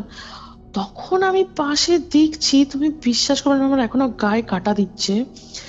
যে জায়গাটা আমি ফিল করলাম যে বসলো কেউ এসে, কেউ যদি বসে মানে বসে, একটা তেপে যায় তো বিছানাটা, সেই জায়গাটা, ওই জায়গাটা পুরো মানে ওই রকম একটু ডাউন হয়ে মানে তেপানো আছে, মানে কেউ এসে বসে। আমি ওটা দেখে, তখন দুপুর 3:30 বাজে, আমি জাস্ট আমার গা হাত পা কাঁপতে শুরু করেছে, ওরকম একটা সিচুয়েশন। আমি ওই ঘর থেকেই চিৎকার করতে শুরু করেছি, এই এই একটু এসো তো, একটু এসো তো, একটু এই ঘরে এসো। মানে বলতে পারছি না আমি, মানে এত আমার ভয় পেয়ে গেছি। তো যাই হোক, ও গেছে, কি হয়েছে কি হয়েছে, হ্যাঁ তুমি এসছিলে এই ঘরে? বলছে কই না তো, আমি তখন আর যাইনি। কেন, কি হয়েছে? না কিছু, আমার মনে হলো কেউ যেন মানে এসে বসলো। বলে ধুর, তুমি এখন এইরকম অবস্থায় রয়েছো, বোধহয় ঘুমের ঘরে স্বপ্ন টপ্ন দেখেছো। স্বাভাবিক, কে বিশ্বাস করে এইসব, কেউ বিশ্বাস করে না প্রথম প্রথম। যাই হোক, আমি ভাবলাম হয়তো মেবি এই সময় মানুষের এমনি হরমোনাল ইমব্যালেন্স চলে, হয়তো আমি ভুল ভেবেছি, হয়তো তন্দ্রাতে আমি স্বপ্নতে কোনো কিছু দেখছি। কিন্তু কিছুতেই আমি ভাবতে পারছি না যে ওই বিছানাটা তাহলে কি করে, মানে ওই জায়গাটা দাবা ছিল, কেউ বসলে যে একটা মানে একটা চেপে যায়, সেটা কি করেছিল। তো যাই হোক, মনে মনে ভাবলাম যে দরকার নেই বাবা, এত কিছু ভাববো না। তারপর আমি রাতের বেলা মানে একা উঠে বাথরুমে উঠতে পারতাম না, ভয় করতো। আমি বাথরুমে উঠে নিয়ে টয়লেট করতে যাব, মানে মনে হতো কি যে মানে সিঁড়িতে কেউ দাঁড়িয়ে আছে, কি এদিকে কেউ মনে হচ্ছে দাঁড়িয়ে আছে, পেছনে মনে হচ্ছে কেউ দাঁড়িয়ে আছে। মানে এত আতঙ্ক হয়ে গেছিল আমার মধ্যে, কল্পনা করতে পারবে না। এরপর যখন আমার বেবি হওয়ার টাইম এলো, ও আমার ছেলে ডেট দিয়েছিল মে মাসে, হঠাৎ করে কি কোথাও কিছু নেই, আমার রাতের বেলা পেটের যন্ত্রণা শুরু। আমার মানে 1 মাস আগে আমার মানে সি সেকশন করতে হয়েছে এমার্জেন্সিতে। হঠাৎ করে তার মানে আমি শুনলাম যে বাচ্চা মানে অ্যামনিওটিক ফ্লুইড নাকি কমে গেছে, বাচ্চা মানে নিঃশ্বাস নিতে পারছে না, কোনো কারণ নেই। তার আগের ইউএসজি করিয়ে এলাম, সব ঠিক ছিল, সব ঠিক ছিল, কোনো প্রবলেম ছিল না। হঠাৎ করে কি হয়ে গেল? তো যাই হোক, ছেলে ঠাকুরের দয়ায় আমার ঠিকঠাক হয়ে গেল, ধর্মরাজের কৃপা ছিল, সুস্থভাবে আমার বাচ্চা হয়ে গেল। এবার বাচ্চা হওয়ার পরে যেহেতু বাড়িতে মাঝে মধ্যে যে অশান্তি হতো, আমি নিচে একা রান্না করতাম। মানে এখনো আমি ভাবলে আমার না মানে আমার ভয় লাগে। আমি একা বলছি তো এই ঘরে, আমি এখনো ভাবছি সেই মানে দিনগুলো, আর আমার ভয় করছে। আমি মানে একটা হয় না মানে আমি রুটি করছি বা কিছু একটা করছি, একটা হয় না সাইড ভিশন মানুষের, পেরিফেরাল ভিউ বলে যেটাকে, আমি স্পষ্ট বুঝতে পারছি সামওয়ান ইজ স্ট্যান্ডিং দেয়ার, স্পষ্ট বুঝতে পারছি। আমি আমি আমার হাত পা কাজ করা বন্ধ করে দিচ্ছে, কিন্তু পুরোপুরি বন্ধ করে দিচ্ছে আমার হাত পা কাজ করা। আমি কাজ করতে পারছি না। আমি কি করতাম তখন জানো? ফোনটা নিতাম, নয়তো আমার মাকে ফোন করতাম, মা যদি ফোন না তুললো আমার মামার মেয়েকে ফোন করছি, বা কাউকে একটা ফোন করতাম, বা আমার পিসিকে ফোন করছি। ফোন করে আমি ওই রান্না করতে করতে গল্প করে যাচ্ছি। আমি বুঝতে পারছি তারা হয়তো ব্যস্ত আছে বা কোনো কিছু, কিন্তু আমি জোর করে একটু কথা বলো না আমার সাথে, একটু কথা বলো, আমার না ভয় করছে। কত আমার হাজবেন্ডকে বলবো যে নিচে গিয়ে আমাকে পাহারা দাও, আমাকে তো নিচে কাজ করতেই হবে, 11টা-12টা পর্যন্ত আমাকে নিচে কাজ করতেই হবে।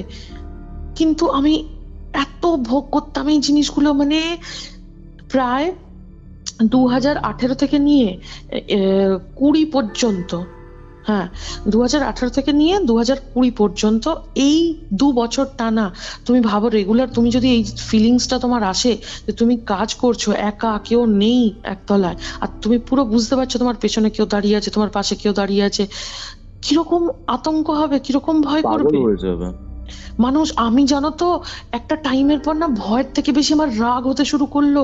আমার তখন কিচ্ছু ভালো লাগছে না, কেন আমার এই ফিলিংসটা আমি চাই না, আমি চাই না। আমি মনে মনে বলতাম প্লিজ যেই আছো আমাকে এরকম করো না। আমি তখনও জানি না কে, তখনও আমি জানি না যে কেন হচ্ছে, কিচ্ছু বুঝতে পারছি না, কিন্তু কারণ কিচ্ছু জানি না, কিন্তু আমার এগুলো আমি ফিল করছি। রাতের বেলা টয়লেট করতে ওটা তো বন্ধই করে দিয়েছি আমি, মানে আমি মানে জাস্ট আমার কষ্ট মানে হতো ওই সময়টা, প্রচন্ড কষ্ট পেয়েছি আমি। কত মানে আমি ছেলেকে নিয়ে দাঁড়িয়ে আছি। একদিন কি হয়েছে জানো, আমার ছেলে আর আমি নিচে রান্না করছি, আমার ছেলে বললো ফ্রেঞ্চ ফ্রাইজ ঠিক আছে খাবে, মানে তো আমি বললাম যে ঠিক আছে। তো এবার তখন ও কথা বলতে পারতো না, আমার ছেলে কিন্তু একদম কথা বলতে পারতো না। 3 বছর বয়স মানে হয়ে গেছে, তারপর ও কথা বলা শুরু করেছে, ঠিক আছে। হ্যাঁ, তো এটার পেছনেও যে নেগেটিভ ব্যাপার ছিল সেটা পরে জানতে পেরেছি আর কি। তো ও কথা বলতে পারতো না। এবার আমি কি করেছি, নিচে আমি ফ্রেঞ্চ ফ্রাইজ ভাজছি, 1 কড়াই তেল, ঠিক আছে, গরম, ফ্রাইজ ভাজছি। হঠাৎ করে আমার ছেলে পেছন থেকে মানে ওপর থেকে নিচে এসে আমার পেছনে দাঁড়িয়ে আছে।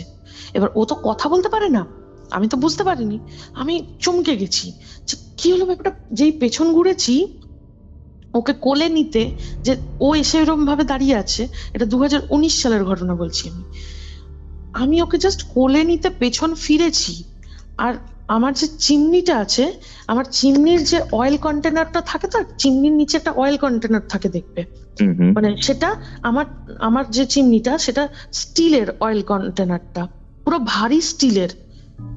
হঠাৎ করে দেখছি দাম করে আওয়াজ হলো, মানে জাস্ট আমি পেছন ফিরে আমার ছেলেকে কোলে নিয়ে মানে ফিরবো কড়াইটার দিকে, যে ওকে কোলে নিয়ে আমি ভাজবো, দাম করে আওয়াজ হলো। ওই স্টিলের ওই আটকানো, তুমি ভাবো আজ মানে 2 বছর ধরে ওটা আটকানো রয়েছে, পড়েনি। ওই স্টিলের কন্টেনারটা দাম করে পড়লো ওই কড়াইয়ের ওপর, 1 কড়াই তেল পুরো ছিটকে গেল, গরম ফুটন্ত, পুরো ফুটন্ত ওই কড়াইয়ের তেল, 1 কড়াই তেল পুরো ছিটকে গেল ওপর থেকে।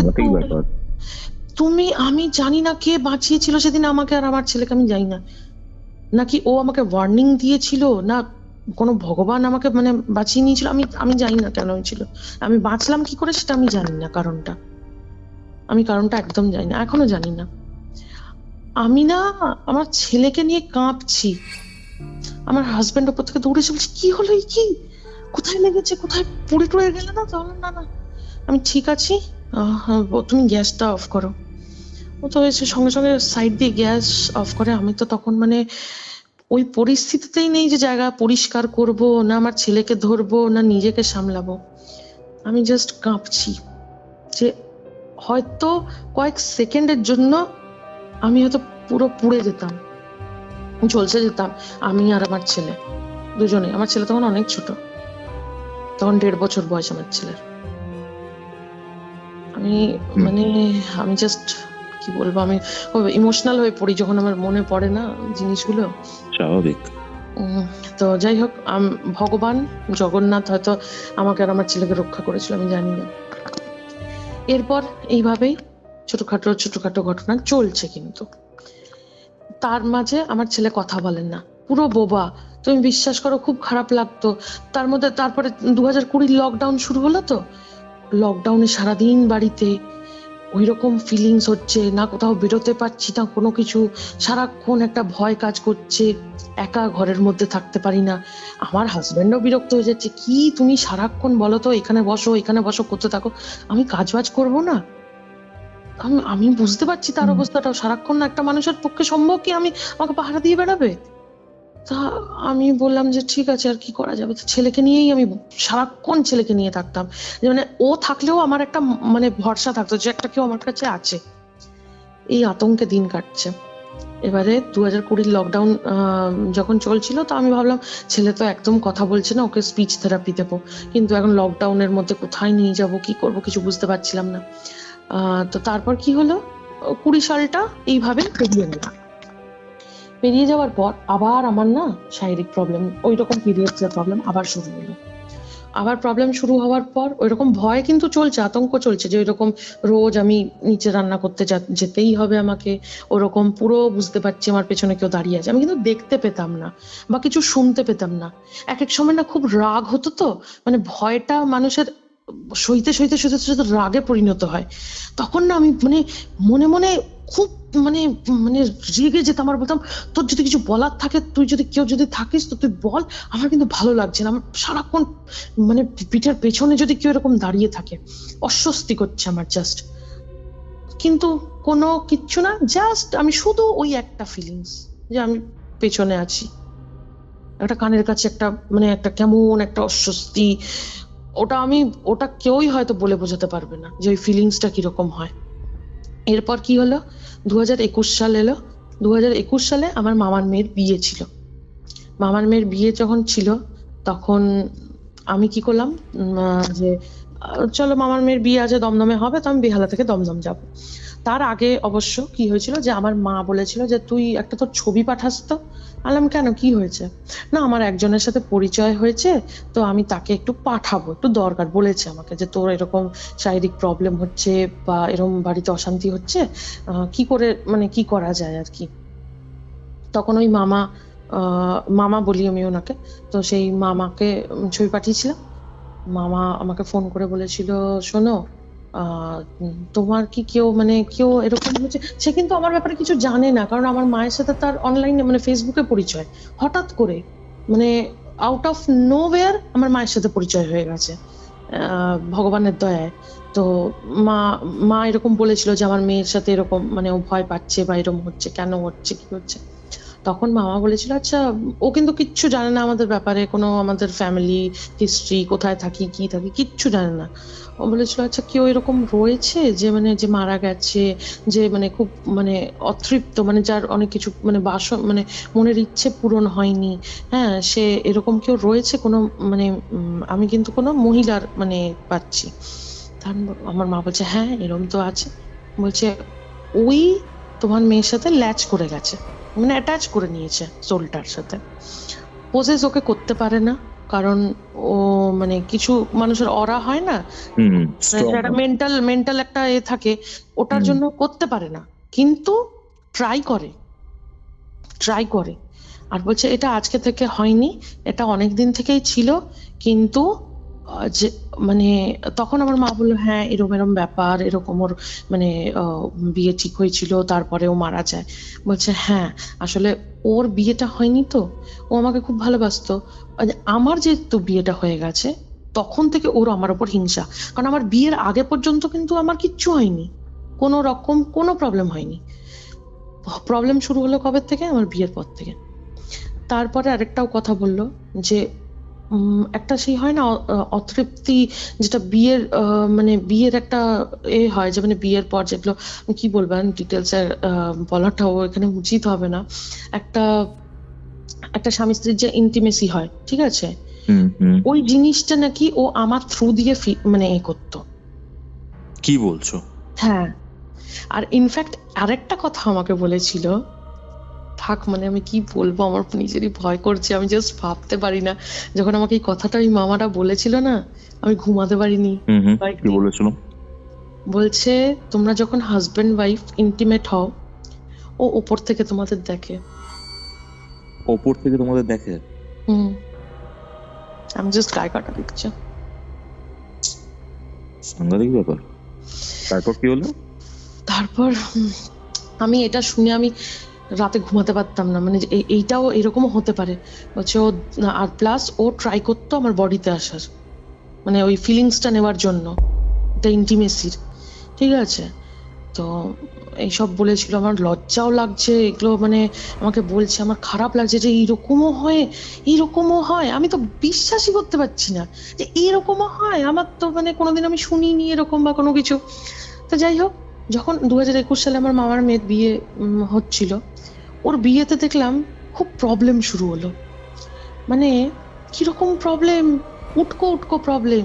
হঠাৎ করে মানে ওর এমন কিছু দূরে কিন্তু ওর শ্বশুর বাড়ি না, ঠিক আছে, রেল লাইনের এপারে আর ওপারে, বুঝেছো তো, মানে রেল লাইনের এপারে আমাদের বাড়ি, রেল লাইনের ওপারে ছেলের বাড়ি, এমন কিছু দূর নয়।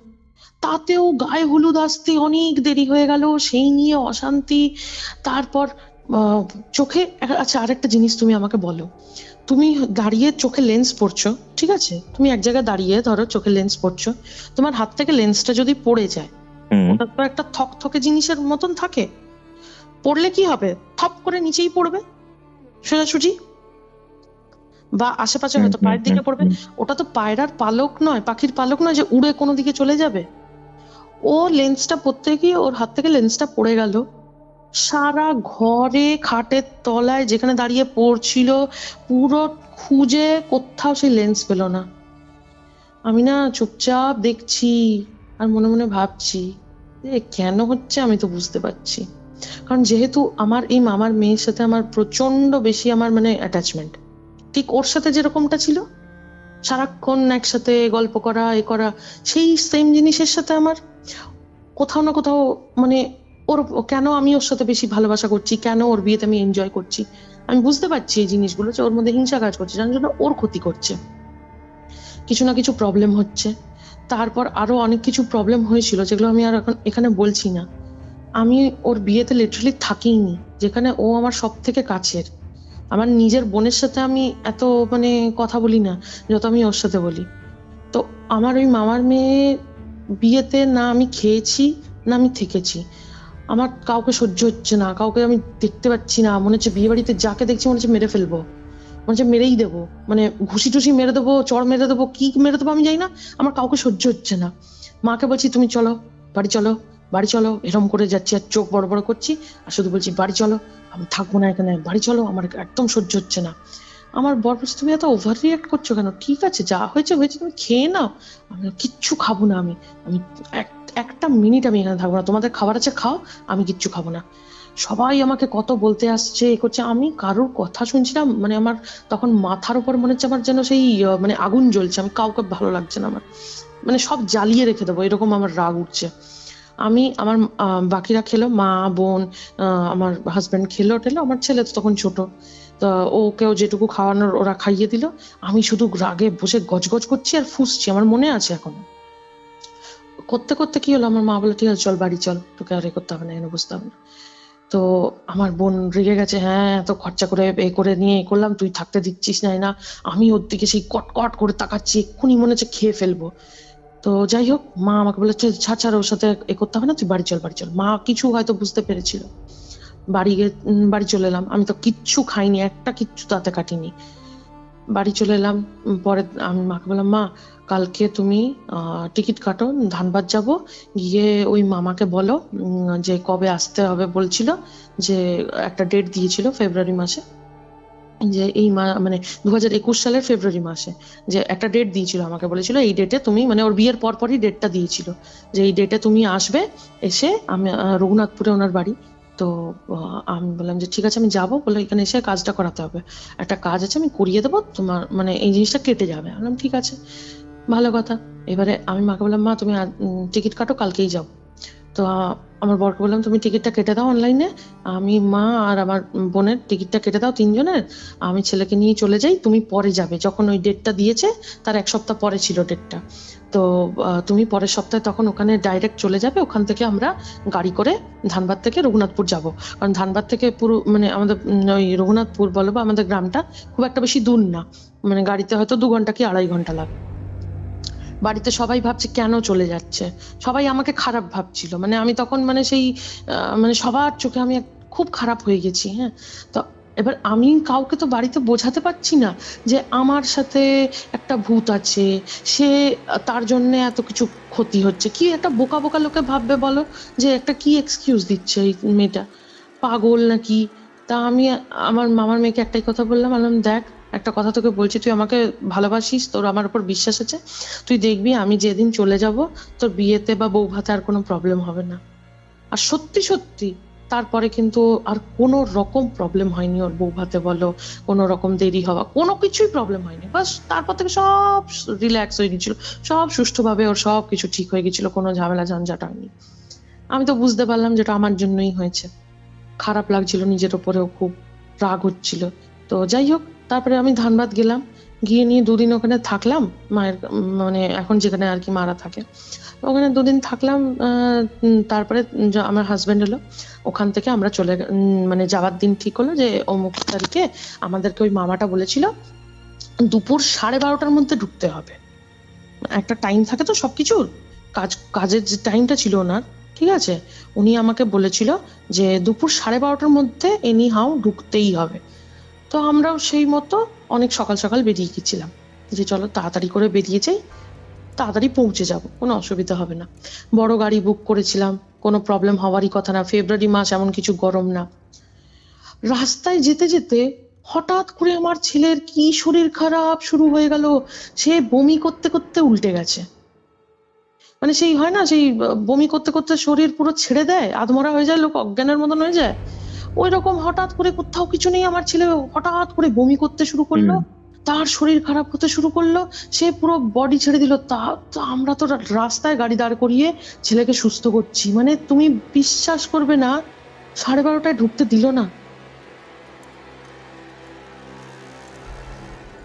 12:30টার জায়গায় আমরা ঢুকলাম হচ্ছে দুপুর 2টোর সময় ওনার বাড়িতে। ঠিক আছে, ওনার বাড়িটা আমি তোমাকে বলছি কাঁচা বাড়ি, পাকা বাড়ি না কিন্তু, ঠিক আছে, ওকে, বিশাল বড় কিছু বাড়ি না, উনি কিন্তু মানে না, খুবই মানে ভালো মানুষ। হ্যাঁ, ওনার বাড়িতে ঢুকেছি, এত পজিটিভিটি ওনার বাড়িতে। ওনার মানে উনি পুজো টুজো করেন, তো মা মনসার পুজো করেন, বা উনি মানে অঘরি মানে আর কি পুজো মানে করেছেন, সিদ্ধি করেছেন। এমনিতে উনি সাংসারিক, কিন্তু ওনার বউ আছে, বাচ্চা আছে, ঠিক আছে, বাড়িতে মা আছে। তো কিন্তু এইসব কাজগুলো তখন উনি মানে এমনি করতেন, চ্যারিটি বলতে পারো, যেমন টাকা পয়সা নিতেন না, নিজের থেকে তুমি কিছু দিলে সেটা আলাদা ব্যাপার ছিল। তো আমি ওনার বাড়ি গেছি, তুমি বিশ্বাস করবে না, আমার বাবা গেছিল, আমার মা গেছিল, আমার হাজবেন্ড, আমার ছেলে আর আমি, আমার বোন যায়নি।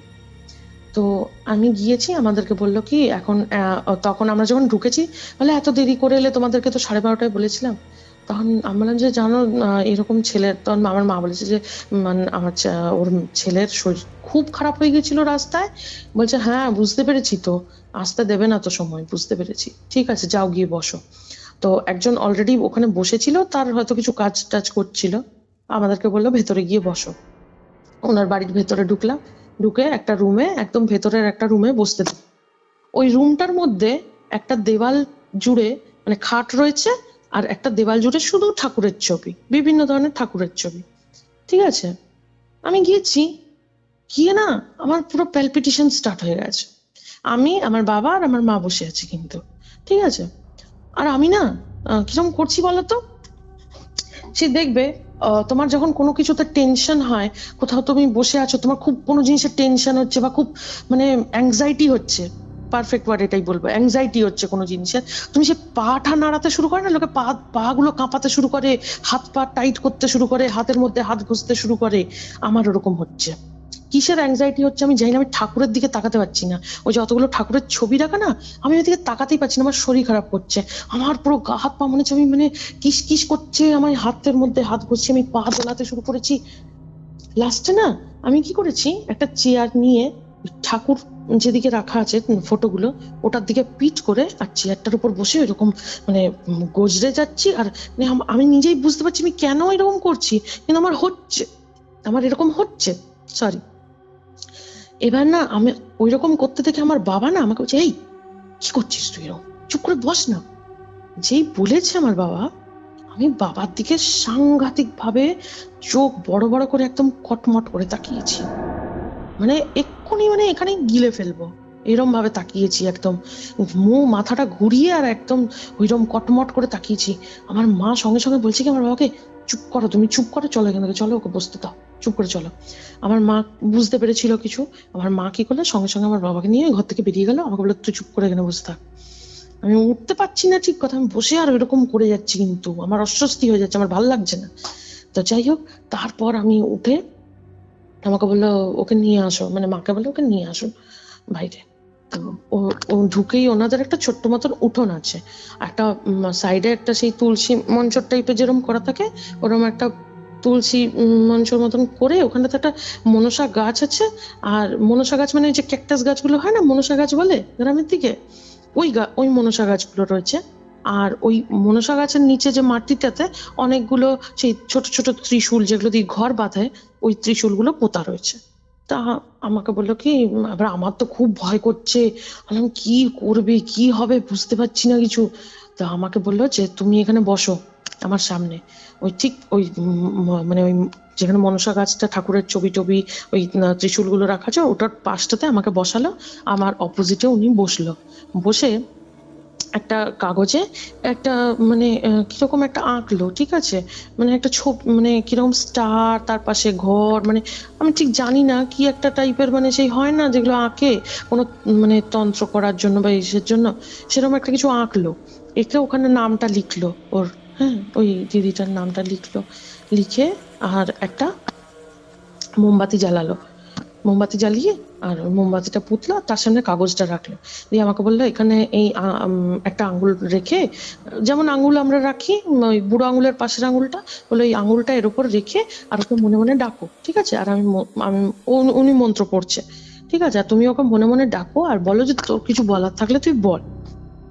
এবার আমি কি করছি, আঙ্গুলটা রেখেছি, ঠিক আছে, প্রথমে আঙ্গুলটা রেখেছি, রেখে আমার মানে আমি যখন মনে মনে বলতে শুরু করলাম তোর কিছু বলার থাকলে তুই বল, আমি কিন্তু চোখ বন্ধ করছি না, ভয়, আমি ভাবছি চোখ বন্ধ করলে যদি আমি কিছু দেখতে পাই, আবার আমার ভয় লাগছে যে আমি চোখটা খুলে রাখলে যদি আমি কিছু দেখতে পাই।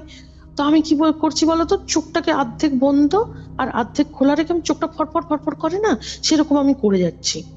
আর আস্তে আস্তে কি হলো, আমার পুরো হাতটা কাঁপতে শুরু করলো, আঙুলটা, যে আঙুলটা আমি রেখেছি ওই পুরো আঙুলটা আমার কাঁপতে শুরু করলো, কাঁপছে পুরো, মানে সেই কিরম বলবো, সেই ম্যালেরিয়ার জ্বর হলে যেরকম রুগীরা কাঁপতে শুরু করে, ঠান্ডা মানে একটা কেমন হয় কাঁপুনিটা, ওইরকম করে আমি না পুরো আমার হাত ফাত কাঁপতে শুরু করেছে, ওই আঙুলটা সমেত পুরো হাতটা আমার কাঁপছে, কিন্তু হাত কাঁপতে কাঁপতে আস্তে আস্তে আমার বডিটা কাঁপছে, আমি পুরো ফিল করতে পারছি যে আমার বডি কাঁপছে, আমার হাত কাঁপছে, আমার কিন্তু আমার বডির ওপর কোনো রকম কন্ট্রোল নেই, কেন কাঁপছে আমি জানি না।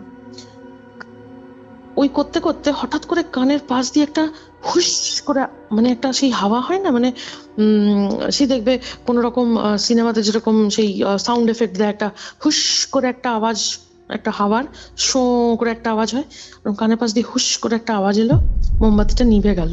দিনের বেলা হচ্ছে কিন্তু এটা, দুপুর বেলা, ঠিক আছে, ওই 2:30-3টের সময়। এবারে ওই মোমবাতিটা নিভে মানে হালকা নিভে আবার জ্বলে গেল। আমি কিন্তু দেখলাম জিনিসটা, তখন আমি ভয় লাগতে শুরু করেছে। আমাকে মামাটা বলছে তুমি ভয় পেও না, আমি আছি, এখানে এত লোক আছে, সবাই ওখানে বসে দেখছে, কিন্তু আমার হাজবেন্ড বসে দেখছে, আমার মা বসে আছে, বাবা বসে আছে, সবাই, তারপরে ওনার বাড়ির লোকেরাও বসে আছে। এবার আমার হাতটা কাঁপছে, বডি কিন্তু আবার কেঁপে যাচ্ছে কন্টিনিউ। এবার তখন মামা বলছে বল, মানে অলরেডি হয়তো চলে এসছে। এবার আমার কাছেও জিনিসগুলো নতুন, মানে আমি কোনোদিন এরকম পজিশন দেখিনি, বা কিরকম হয় কিছুই তো জানি না। যেরকম সিনেমাটুকুতে যেরকম বুঝেছি বা সিনেমায় যেরকম দেখেছি সেরকম জানি, আমি বুঝতে পারছি যে মানে কোয়েশ্চেন, আমি কিন্তু নিজের পুরো জ্ঞানে রয়েছি কি হচ্ছে না হচ্ছে, শুধু আমার বডির ওপর আমার কোনো কন্ট্রোল ছিল না।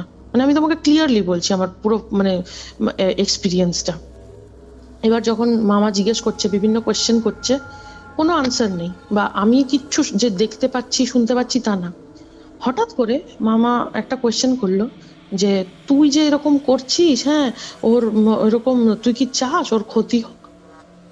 ঠিক আছে, এরকম করে বলছে, মামা জিজ্ঞেস করছে তুই কি চাস ওর ক্ষতি হোক? যেই বলেছে কোয়েশ্চেনটা, তুমি বিশ্বাস করবে? কি করে আমি বিশ্বাস করাবো মানুষকে, আমি বুঝতে পারছি না। আমার মনে হলো না, মনে করো তুমি বসে আছো, তোমার বডিতে যদি কোনো কন্ট্রোল না থাকে, তোমার মাথাটা যদি কেউ ধরে নাড়িয়ে দেয় দুদিকে, কিরকম লাগবে? বুঝতে পারছো? মনে করো তোমার বডির ওপর তোমার কোনো কন্ট্রোল নেই, ইনভিজিবল কেউ তোমার মাথাটা ধরে দুদিকে নাড়িয়ে দিল। বুঝতে পারছি। আমারও সেম হলো, পুরো মাথাটা আমি দুদিকে নাড়লাম, মানে নো, মানে হ্যাঁ বলিনি কিন্তু, একবার এদিকে নাড়লাম একবার ওদিকে নাড়লাম। তখন বলছে এবার কেন করলাম আমি নিজেও জানি না, ঠিক আছে, কেন করলাম আমি নিজেও জানি না। তারপরে বলছে কি যে তাহলে তুই যখন ক্ষতি চাস না, তাহলে তুই কেন ওর ছেলের বাক বন্ধ করে রেখেছিস? হ্যাঁ, কেন ওকে ওর কথা বন্ধ করে রেখেছিস? কথা বলতে পারছে না ছেলেটা, ওরা এত কষ্ট পাচ্ছে, তুই কি চাস, তুই কি যাবি কি যাবি না? তো যাবি তো? তখন আবার মাথাটা নাড়লো, মানে যাবো না, ঠিক আছে। মাথাটা আবার আমার নড়ে উঠলো। কেন নাড়ালাম? আমি কিন্তু নাড়াইনি, তুমি বিশ্বাস করো আমি নাড়াইনি। আমি মানে গড প্রমিস, আমার কোনো রকম আমার বডির ওপর কন্ট্রোল ছিল, আমি সব বুঝতে পারছি, সব আমার জ্ঞান আছে, আমার বডি পুরো কাঁপছে, মাথা নিজে নিজে নড়ছে, কেন হচ্ছে আমি জানি না। কি অবাস্তবিক একটা মানে সিন, মানে যে দেখেছে আমার হাজবেন্ড তো আজও বিশ্বাস করে না, বলে কি তুমি নিশ্চয়ই নাটক করছিলে। এখনো ও বিশ্বাস করতে পারে না যে এরকম হয় নাকি, ও নিজ চোখের সামনে দেখেছে। তারপর বলছে যে তোর নাম কি, নামটা বল তো দেখি, তুই তোর নাম বল। যেই বলেছে না নাম বল, আমি এরকম গলায় হাত দিয়ে দেখাচ্ছি যে কথা বলতে পারছি না, কথা বলতে পারি মানে মুখে কিছু বলছি না, জাস্ট এরকম করছি মানে গলার দিকে আঙ্গুল করে বলছি তখন বলছে ও, তখন মা বলছে, মাকে জিজ্ঞেস করছে ও কোমায় ছিল না? বলছে হ্যাঁ, ওই জন্য, মানে কোমাতে গেলে কি হয়, ওই কথা বলা বন্ধ হয়ে যায় না, ভোকাল কাজ করা বন্ধ করে দেয়, তো মাল্টি অর্গান ফেলিওরে ও কোমায় ছিল, মানে পরে তোমাকে এটা বলবো যে কি করে মারা গেছে।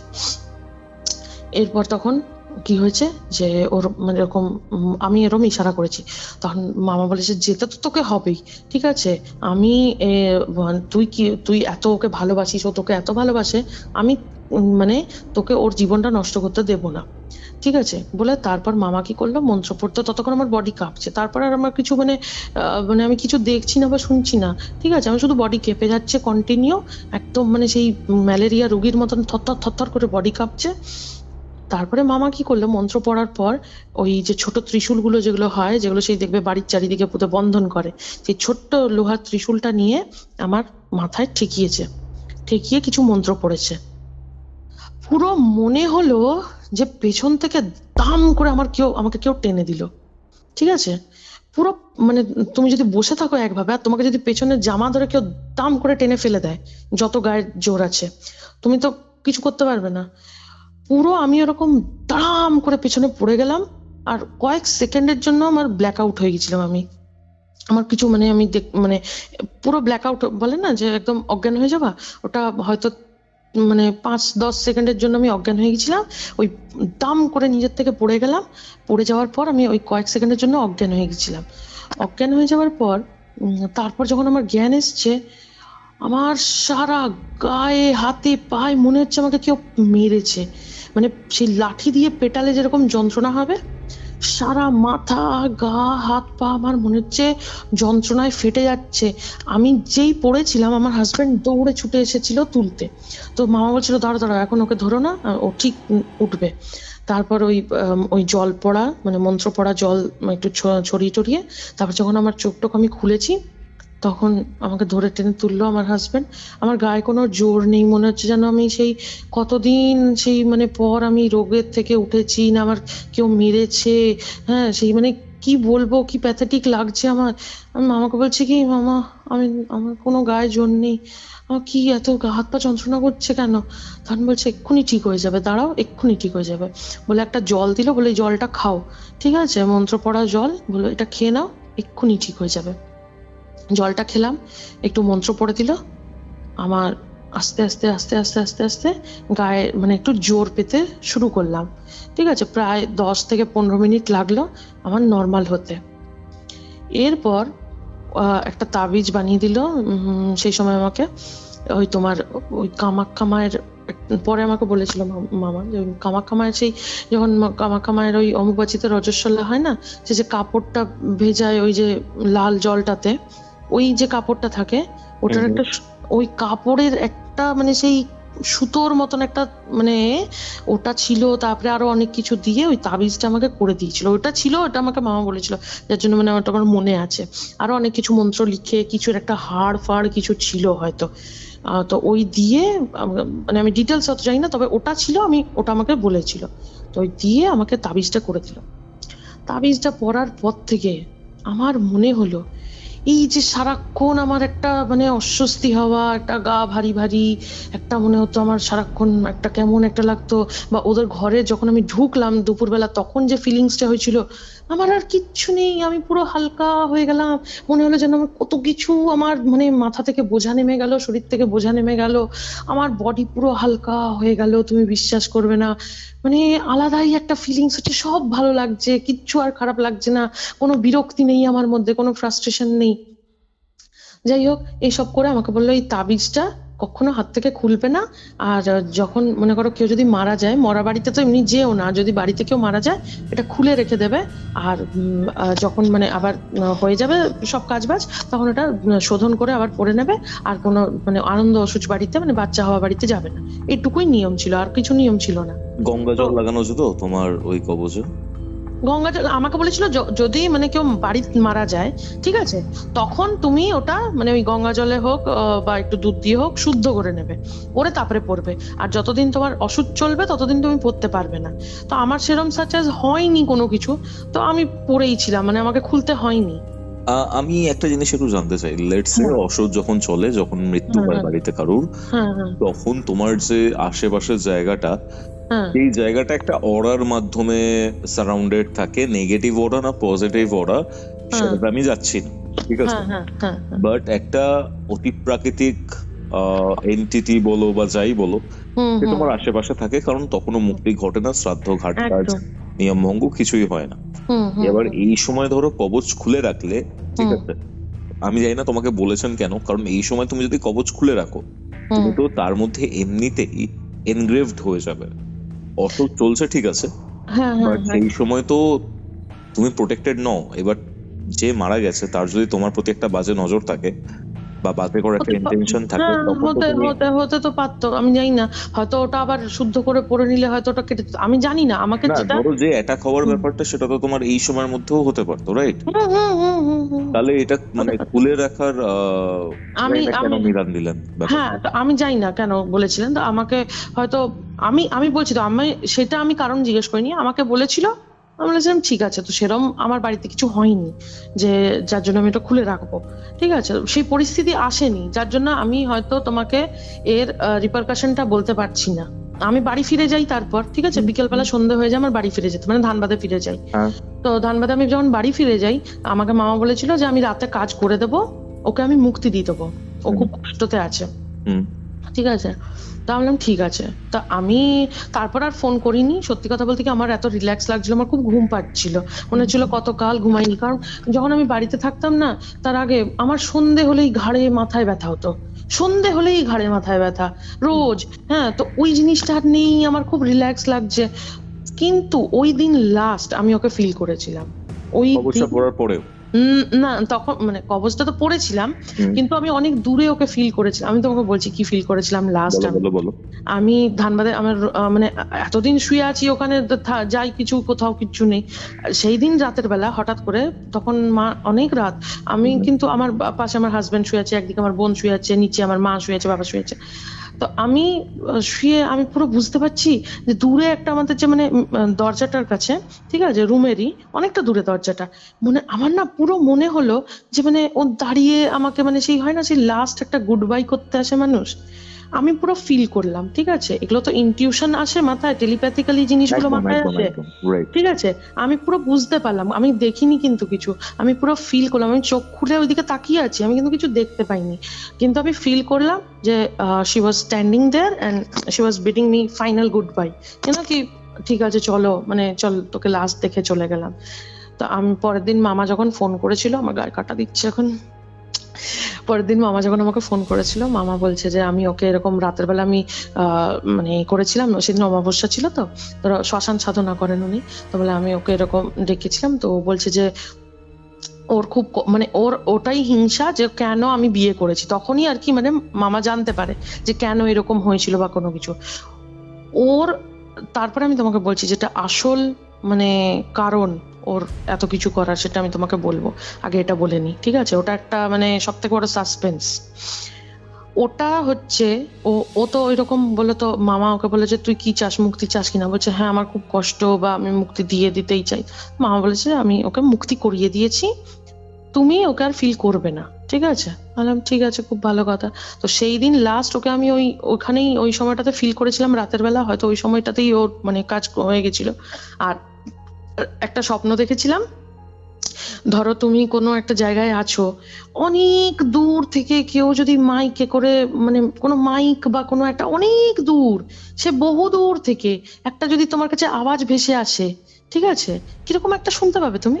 আমি স্বপ্নতে শুধু এরকমই শুনেছিলাম, দূর অনেক দূর থেকে ও আমাকে বলছে আমি চললাম, আমার কাছে মানে ও হিন্দিতে বলছে, ঠিক আছে, আমি চললাম, ব্যাস ওইটুকুই, ঠিক আছে? আমাকে বললো আমি চললাম।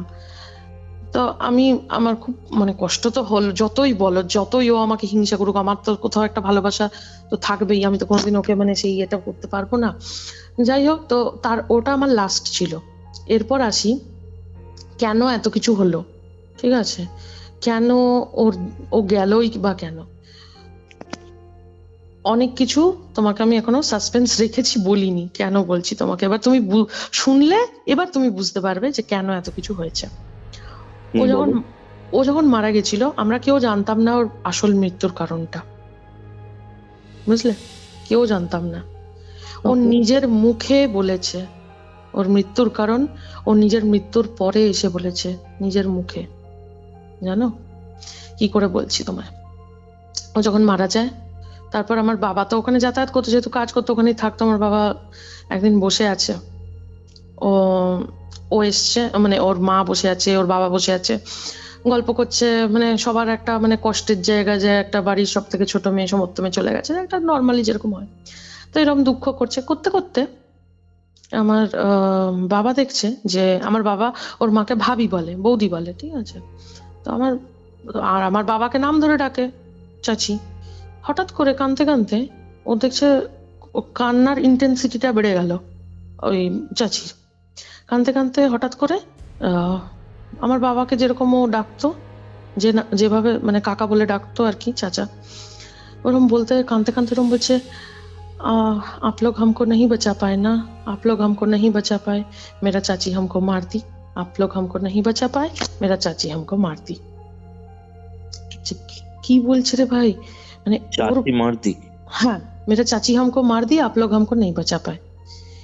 তারপরে আমরা জানলাম, ওই বলল যে ওর মানে এরা হচ্ছে এরা দুই ভাই, মানে ওর বাবারা দুই ভাই ছিল ওই দিদিটার। তো ওর যে মেজো ভাইটা, সে তিনটে ভাই ছিল, আরেকটা ভাই হয়তো কোনো গ্রাম, মানে একদম সেই বিহারের কোনো গ্রামে থাকে, আর দুই ভাই এখানেই থাকতো।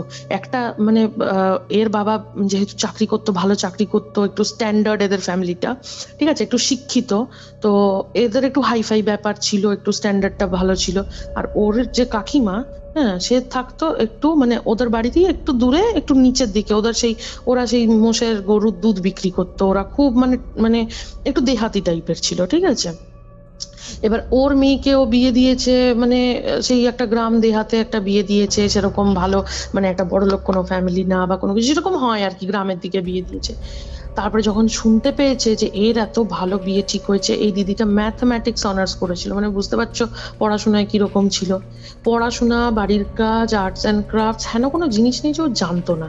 তেমনি দেখতে সুন্দরী ছিল, ওকে, তুখর দেখতে, চোখগুলো পুরো ঐশ্বরিয়া রায়ের মতন ছিল, ওর মানে আই কালারটা পুরো ঐশ্বরিয়া রায়ের মতন ছিল, প্রচন্ড সুন্দর দেখতে ছিল। তো সব দিক থেকে একটা মানুষের হয় না যে মানুষের হিংসা, তো ও তো শুনলাম যে মানে আর কি ওর ওপর ব্ল্যাক ম্যাজিক করেছিল, যার জন্য ওর নাকি শরীরে কোনো ওষুধ কাজ করছিল না, ওর পেট পর্যন্ত নাকি ওষুধই যাচ্ছিল না, মানে ও যে খাচ্ছে ওষুধ, ও নাকি পেট পর্যন্ত ওষুধই যাচ্ছিল না, যার জন্য তোর জ্বর মাথায় উঠে গিয়ে মানে মেনিনজাইটিস হয়ে ও কোমায় চলে যায়। তারপর আস্তে আস্তে ওর মাল্টি অর্গান ফেলিওর হয়ে ও মারা যায়। ও যেদিন মারা যায়, তার ওর যেদিন এবার মনে করো ওর শ্রাদ্ধ টাদ্ধ হবে, তো ওর বাড়ির লোক সবাই এসছে, তো ওর যে ছোট মামা, ছোট মামি, সে থাকে দুর্গাপুরে, তো ছোট মামা আসতে পারেনি কাজের জন্য, ওরাও একটু মানে স্ট্যান্ডার্ড ফ্যামিলির, ভালো মানে কাজ করে, ওর ছোট মামা টাকা পয়সা আছে। ওর মামিটা এসছে, এসে কি করেছে, মানে কি আশ্চর্য, যেটা শুনলে তুমি শক হয়ে যাবে, ঠিক আছে। ও মারা গেছে যেদিন ওর শ্রাদ্ধ, 13 দিনের দিন, ঠিক আছে, সেদিন ওর মামিটা কি করেছে, ওই কোয়ার্টারের পেছন দিকে একটা গেট থাকে, সামনে একটা গেট থাকে, পেছনে একটা গেট থাকে, উঠোনের দিকে, মেন রাস্তার দিকে ওটা, ওই গেটটা। তো গেটটা খুলেও ময়লা ফেলতে বেরিয়েছে, ময়লা ফেলতে বেরিয়ে দেখে যে ওর কাকিমাটা, মানে ওই যে করেছে আর কি কাজটা, ওর কাকিমাটা ওখান দিয়ে পেরোচ্ছে, পেরিয়ে ওকে বলছে কি ব্যাপার, তুমি আসোনি আমার বাড়িতে, ঠিক আছে, ওরা বিহারিতে কথা বলছে, আমি বাংলায় বলছি। জিজ্ঞেস করেছে ওকে যে কি, হ্যাঁ কি ব্যাপার, তুমি আসোনি আমার বাড়িতে। তখন ওর মামি বলেছে কি যে কি করে আসবো দিদি বলো, এরকম বাড়িতে একটা মানে একটা জোয়ান মেয়ে মারা গেছে, আমি তার কি করে তোমার কাছে গিয়ে আমি এখন গল্প করার তো মানে সেই সিচুয়েশনটা নেই, ঠিক আছে। এটা নর্মাল কথা বলেছে, একটা উত্তর করেছে।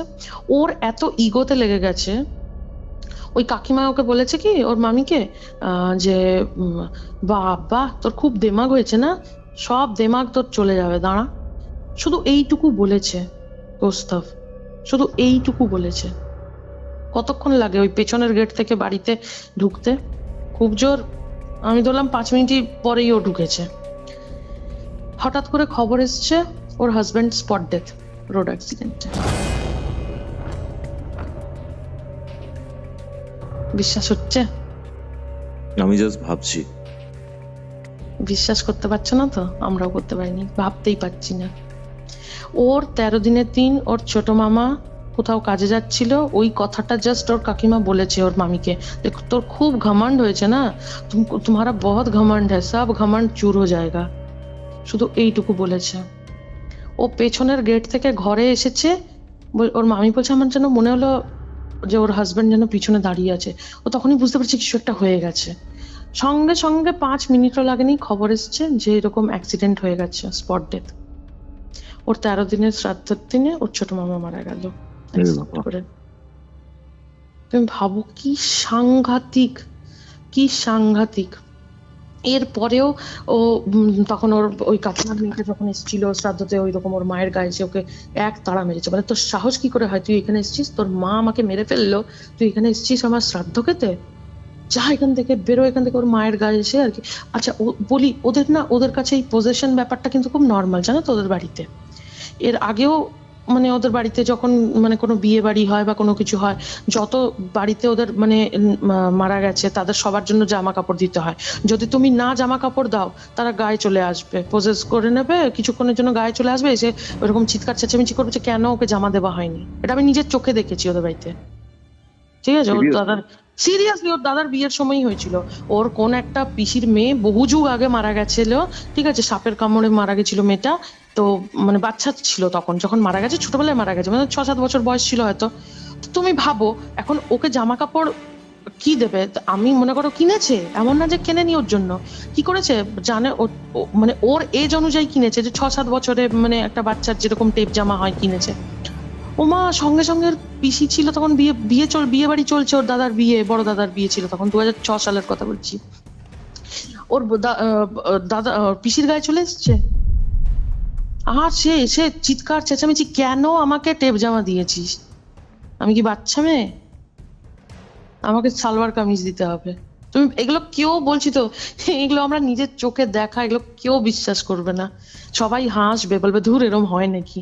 আমরা নিজের চোখে দেখেছি এগুলো।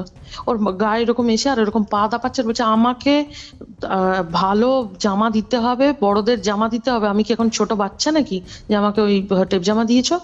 বলে এরকম চিৎকার চেঁচামেচি, ওদের বিহারি ভাষায় বলছে আর কি, ভোজপুরি যেরকম হয় আর কি ওরকম ভাষায় বলছে। তখন বলছে আচ্ছা ঠিক আছে বাবা, তোকে কিনে দেবো, তুই এরকম করছিস কেন, এরকম এ করিস কেন, বা ভয় দেখাচ্ছিস কেন, হ্যাঁ বলে এরকম আর কি ওকে যাই হোক করে ওকে বের করেছে আর কি ওর বডি থেকে, মানে ঠিক আছে চলে যা, তোকে দেবো। তো চলে গেছে, তারপর আর আসেনি। তো এই যে ওদের গায়ে আসা ব্যাপারটা না, মারা যাওয়ার পর, এটা খুব নর্মাল ওদের কাছে। আমরা তো ভয় পেয়ে যাবো, আমাদের সাথে আমাদের বাড়িতে যদি এরকম হয় তো আমরা তো মানে হার্ট অ্যাটাক হয়ে যাবে আমাদের কারুর না কারুর, আবার কি হচ্ছে। কিন্তু ওদের কাছে ওর জিনিসটা খুব নর্মাল। তো আমি পরে শুনতে পেয়েছিলাম যে প্রায় মানে ও আসে ওর মায়ের গায়ে, ঠিক আছে, দিদিটা, যে ওর মাকেই মানে আর কি আসতো, বাকি সবাইকে তো পারে না না এ করতে। তো ওর শুনেছি ওর মায়ের গায়ে আসতো, বিশেষ করে রাখির সময়, যেহেতু ওর দুটোই দাদা, হ্যাঁ বড় দাদা ছোট দাদা, ওদেরকে জড়িয়ে ধরে কান্নাকাটি করতো খুব। হ্যাঁ রাখি, কারণ একটা মাত্র বোন তো ছিল, রাখিতে আসতো। তারপরে হচ্ছে তোমার মাঝে মধ্যে মানে এরকম হতো, তারপরে আস্তে আস্তে জিনিসটা কমে গেছে। তারপরে আমি রিসেন্ট কয়েক বছর আগে আমি জিজ্ঞাসা করেছিলাম ওই বড় দাদার যে বৌদিকে, যে ভাবি এরকম আচ্ছা এখনো আসে গো? তখন বলছে না আগে তো আসতো, এখন আসে না, খুব একটা আসে না, এইটুকু আমাকে বলেছিল। তো আমি আর বেশি ঘাঁটাইনি, অত কিছু জিজ্ঞাসা করিনি তারপর থেকে। আর সত্যি কথা বলতে কি, এত কিছু হয়ে গেছে, আমরা কিন্তু ওদের বাড়িতে কিচ্ছু জানাইনি। আমাকে বলেছিল মামা যে তুমি ওদেরকে বলো যে গয়ায় গিয়ে পিন্ডি দিয়ে আসতে। আলাম দেখো এখন ওদের বাড়ির মেয়ে, আমি এখন বলতে যাব যে আমার সাথে এরকম, ওরা বলবে বাবা আমরা আছি, আমাদের সাথে কিছু হয়নি, তোমার সাথে হয়ে গেল, একটা তো বাজে একটা এফেক্ট পড়বে, যে চলো আমার মেয়েকে কেন বলছে এরকম বা কোনো কিছু।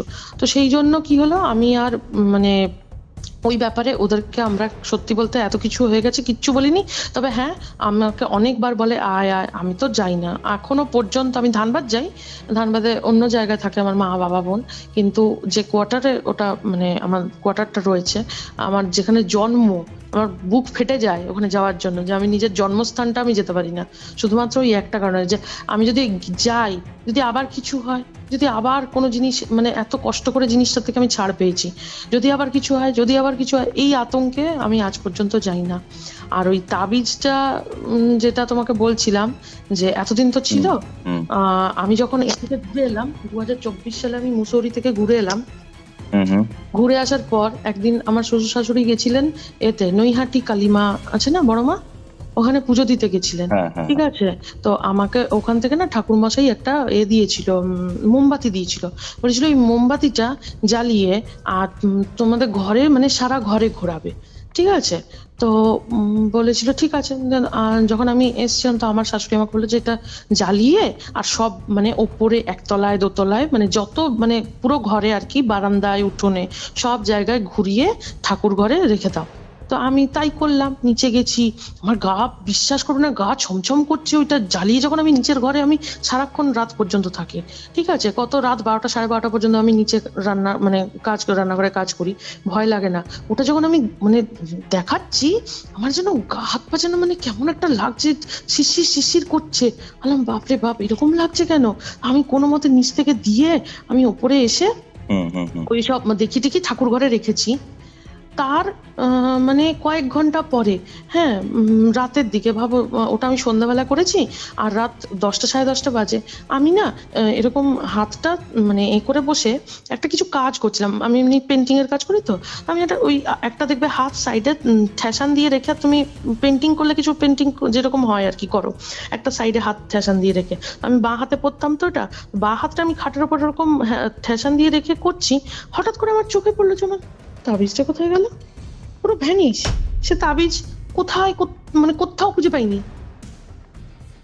কোথাও খুঁজে পাইনি। আর সেদিন সকালে যখন আমি পর্যন্ত যখন স্নান করতে গেলাম, দেখবে তোমার হাতে তাবিজ কবজ থাকলে তুমি যখন স্নান করবে, তুমি সাবান মাখলে একটা লেগে যায়, তো ওটাতে মানে সে দেখবে খোবলা মতন লেগে যায় সাবান, সেটা পরিষ্কার করতে হয়।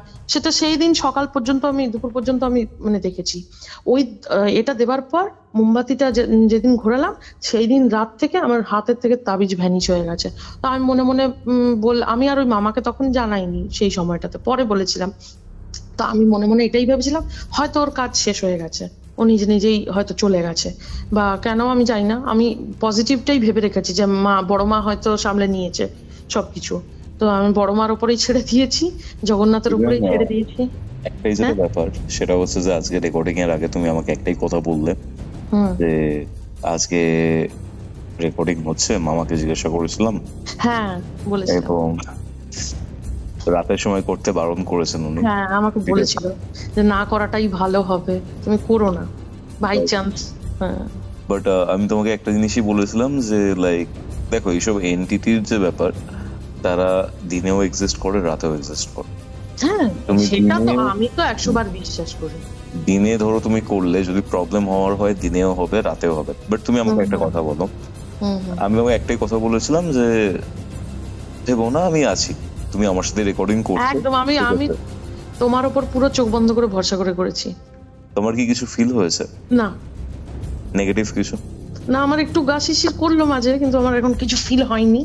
আর আমি একটু জগন্নাথকে আমি পাশে রেখেছিলাম।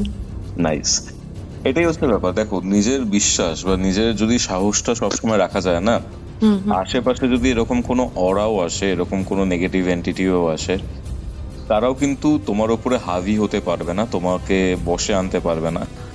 আর তার থেকেও বড় ব্যাপার যেটা, সেটা হচ্ছে যে তোমাকে এমন একটা সময়ে সে নিজের কাছে নিয়েছিল, বা এমন একটা ব্যাড লাকের মধ্যে দিয়ে তুমি যাচ্ছিলে, যে সময় আমার মনে হচ্ছে তুমি খুব ভালনারেবল ছিল, যে সময় তুমি খুব মানে ভঙ্গুর অবস্থায় ছিলে লাইফে, ধরো সম্পর্কে বলো, সেই সময় ওর কিন্তু একটা ইজি ব্যাপার হয়েছিল যে ইজিলি তোমাকে হয়তো নিজের সাথে জড়িয়ে ফেলতে পেরেছিল। ইভেন আমার সব থেকে ভয়ের কোনটা লেগেছে জানো তো? তুমি এবং তোমার হাজবেন্ড ইন্টিমেট হচ্ছ, সে তোমার গায়ে আসছে বা সে উপর থেকে দেখছে। হ্যাঁ এক্স্যাক্টলি, আমি জিনিসটা এখনো ভাবলে আমি ভয় পাই যে আমি জানি না, আমি হয়তো যদি দেখতে পেতাম, আমি তো ওখানেই ব্যাস শেষ। এই জিনিসটা আমি সহ্য করতে পারিনি শুনে নিয়ে, যে এটা কি, এ আবার কি? পৃথিবীতে এমন অনেক কিছু হয় না যেগুলোর কোনো ব্যাখ্যা থাকে না, বেশ কিছু জিনিসের ব্যাখ্যাও থাকে, কিন্তু যখন তুমি সেই ফ্রেজের মধ্যে দিয়ে যাবে, সেই সময় না তোমার কিছু করার থাকে না। তোমার ঘটনাটা অ্যাকচুয়ালি ক্লাসিক একটা এক্সাম্পল এই বিষয়টা নিয়ে। আর তার থেকেও বড় ব্যাপার হচ্ছে, এত সাংঘাতিক ঘটনা শেয়ার করলে তার জন্য থ্যাংক ইউ। আরে থ্যাংক ইউর কিছু না, আমি দেখো এই কারণেই আর কি আমি মানে ঘটনাটা শেয়ার করলাম, যে অনেকেই রয়েছে যারা এরকম মানে গো থ্রু করছে, তারা হয়তো বুঝতেও পারছে না যে এটা কি কারণে হচ্ছে। তো আমার ঘটনাটা শুনলে যদি কেউ হয়তো বুঝতে পারবে, হয়তো স্পিরিচুয়াল হেল্প নেবে, তার হয়তো লাইফটা একটু বেটার হবে। কারণ আমি চাই না যে মানে আমি যেগুলো গো থ্রু করেছি সেগুলো অনেকেই করুক, কারণ এগুলো হামেশাই হয়, অনেকে বলে অনেকে বলেন না। মানে আমার কাছে কিছু কেস এসেছিল রিসেন্টলি, ঠিক আছে, মানে আমার তোমার ঘটনাটা সিলেক্ট করো একটাই রিজন, ঘটনাটা খুবই মারাত্মক। তার সাথে সাথে এরকম একটা কেস আমি রিসেন্টলি ডিল করছি, মানে আমার সাথে গত মানে কি বলবো, লাইক তোমার কবে মঙ্গল বুধবার দিন নাগাদ যোগাযোগ করেছেন। আচ্ছা আচ্ছা, মঙ্গলবার দিন যোগাযোগ করেছে rather.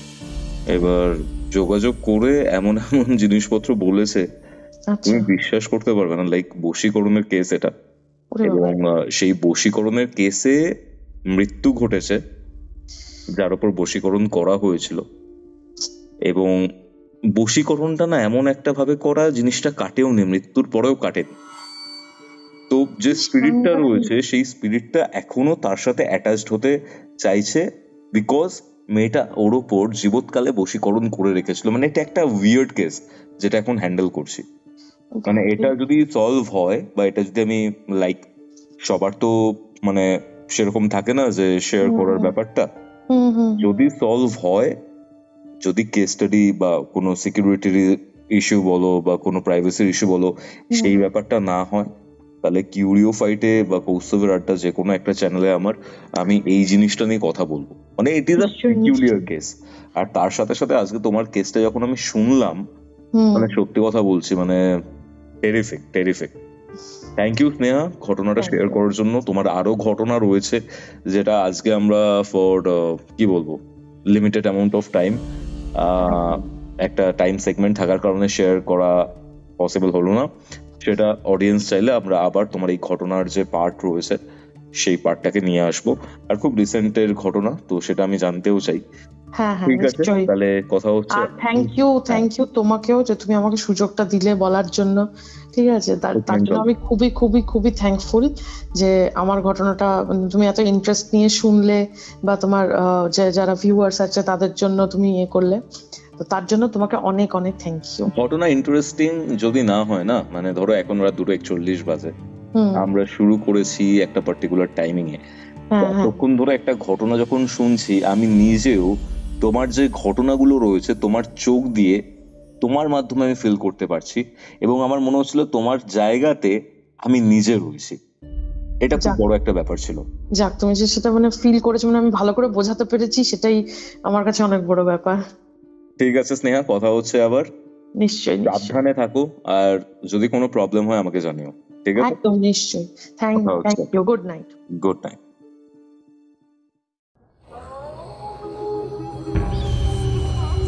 Curiofite presents Ghostly Call Recording, a horror audio documentary by Kaustav Kumar. এবার ভয় পাবে তুমিও। এটাই ছিল আজকের এপিসোড। আজকের এই এপিসোডটা আপনাদের কেমন লাগলো সেটা কমেন্ট করে জানান। ভিডিওটা ভালো লাগলে অবশ্যই লাইক করে শেয়ার করে দিন, এবং কিউরিওফাইটে নতুন হলে সাবস্ক্রাইব করে বেল নোটিফিকেশন অন করে রাখুন। তাহলে চলুন, আজকের এই ঘোষলি কল রেকর্ডিংটা শুনে আপনাদের কি অনুভব হলো? এরকমটা কি আপনার সাথেও হয়? অ্যাকচুয়ালি যদি হয়, এরকম টাইপের কোনো সিমটমসের মধ্যে দিয়ে যদি আপনি যান, তাহলে জিনিসটাকে ফেলে রাখবেন না। আর আরেকটা কথা জানাই, আজকের এই এপিসোডটা কিন্তু আমাকেও অনেকভাবে নাড়া দিতে চেয়েছে। আপনারা কি আমার নিজস্ব কেস স্টাডি কিউরিওফাইটে শুনতে চান? সেটাও কিন্তু কমেন্ট করে জানাবেন। আর হ্যাঁ, আপনি যদি আপনার নিজের লাইফে ঘটে যাওয়া এরকম প্যারানর্মাল এক্সপিরিয়েন্স, প্যারানর্মাল ইনভেস্টিগেশনের ঘটনা বা সত্যি ভৌতিক ঘটনা আমার সাথে শেয়ার করতে চান, তাহলে হোয়াটসঅ্যাপ করুন। আমাদের হোয়াটসঅ্যাপ নম্বরটি হচ্ছে 6290675195।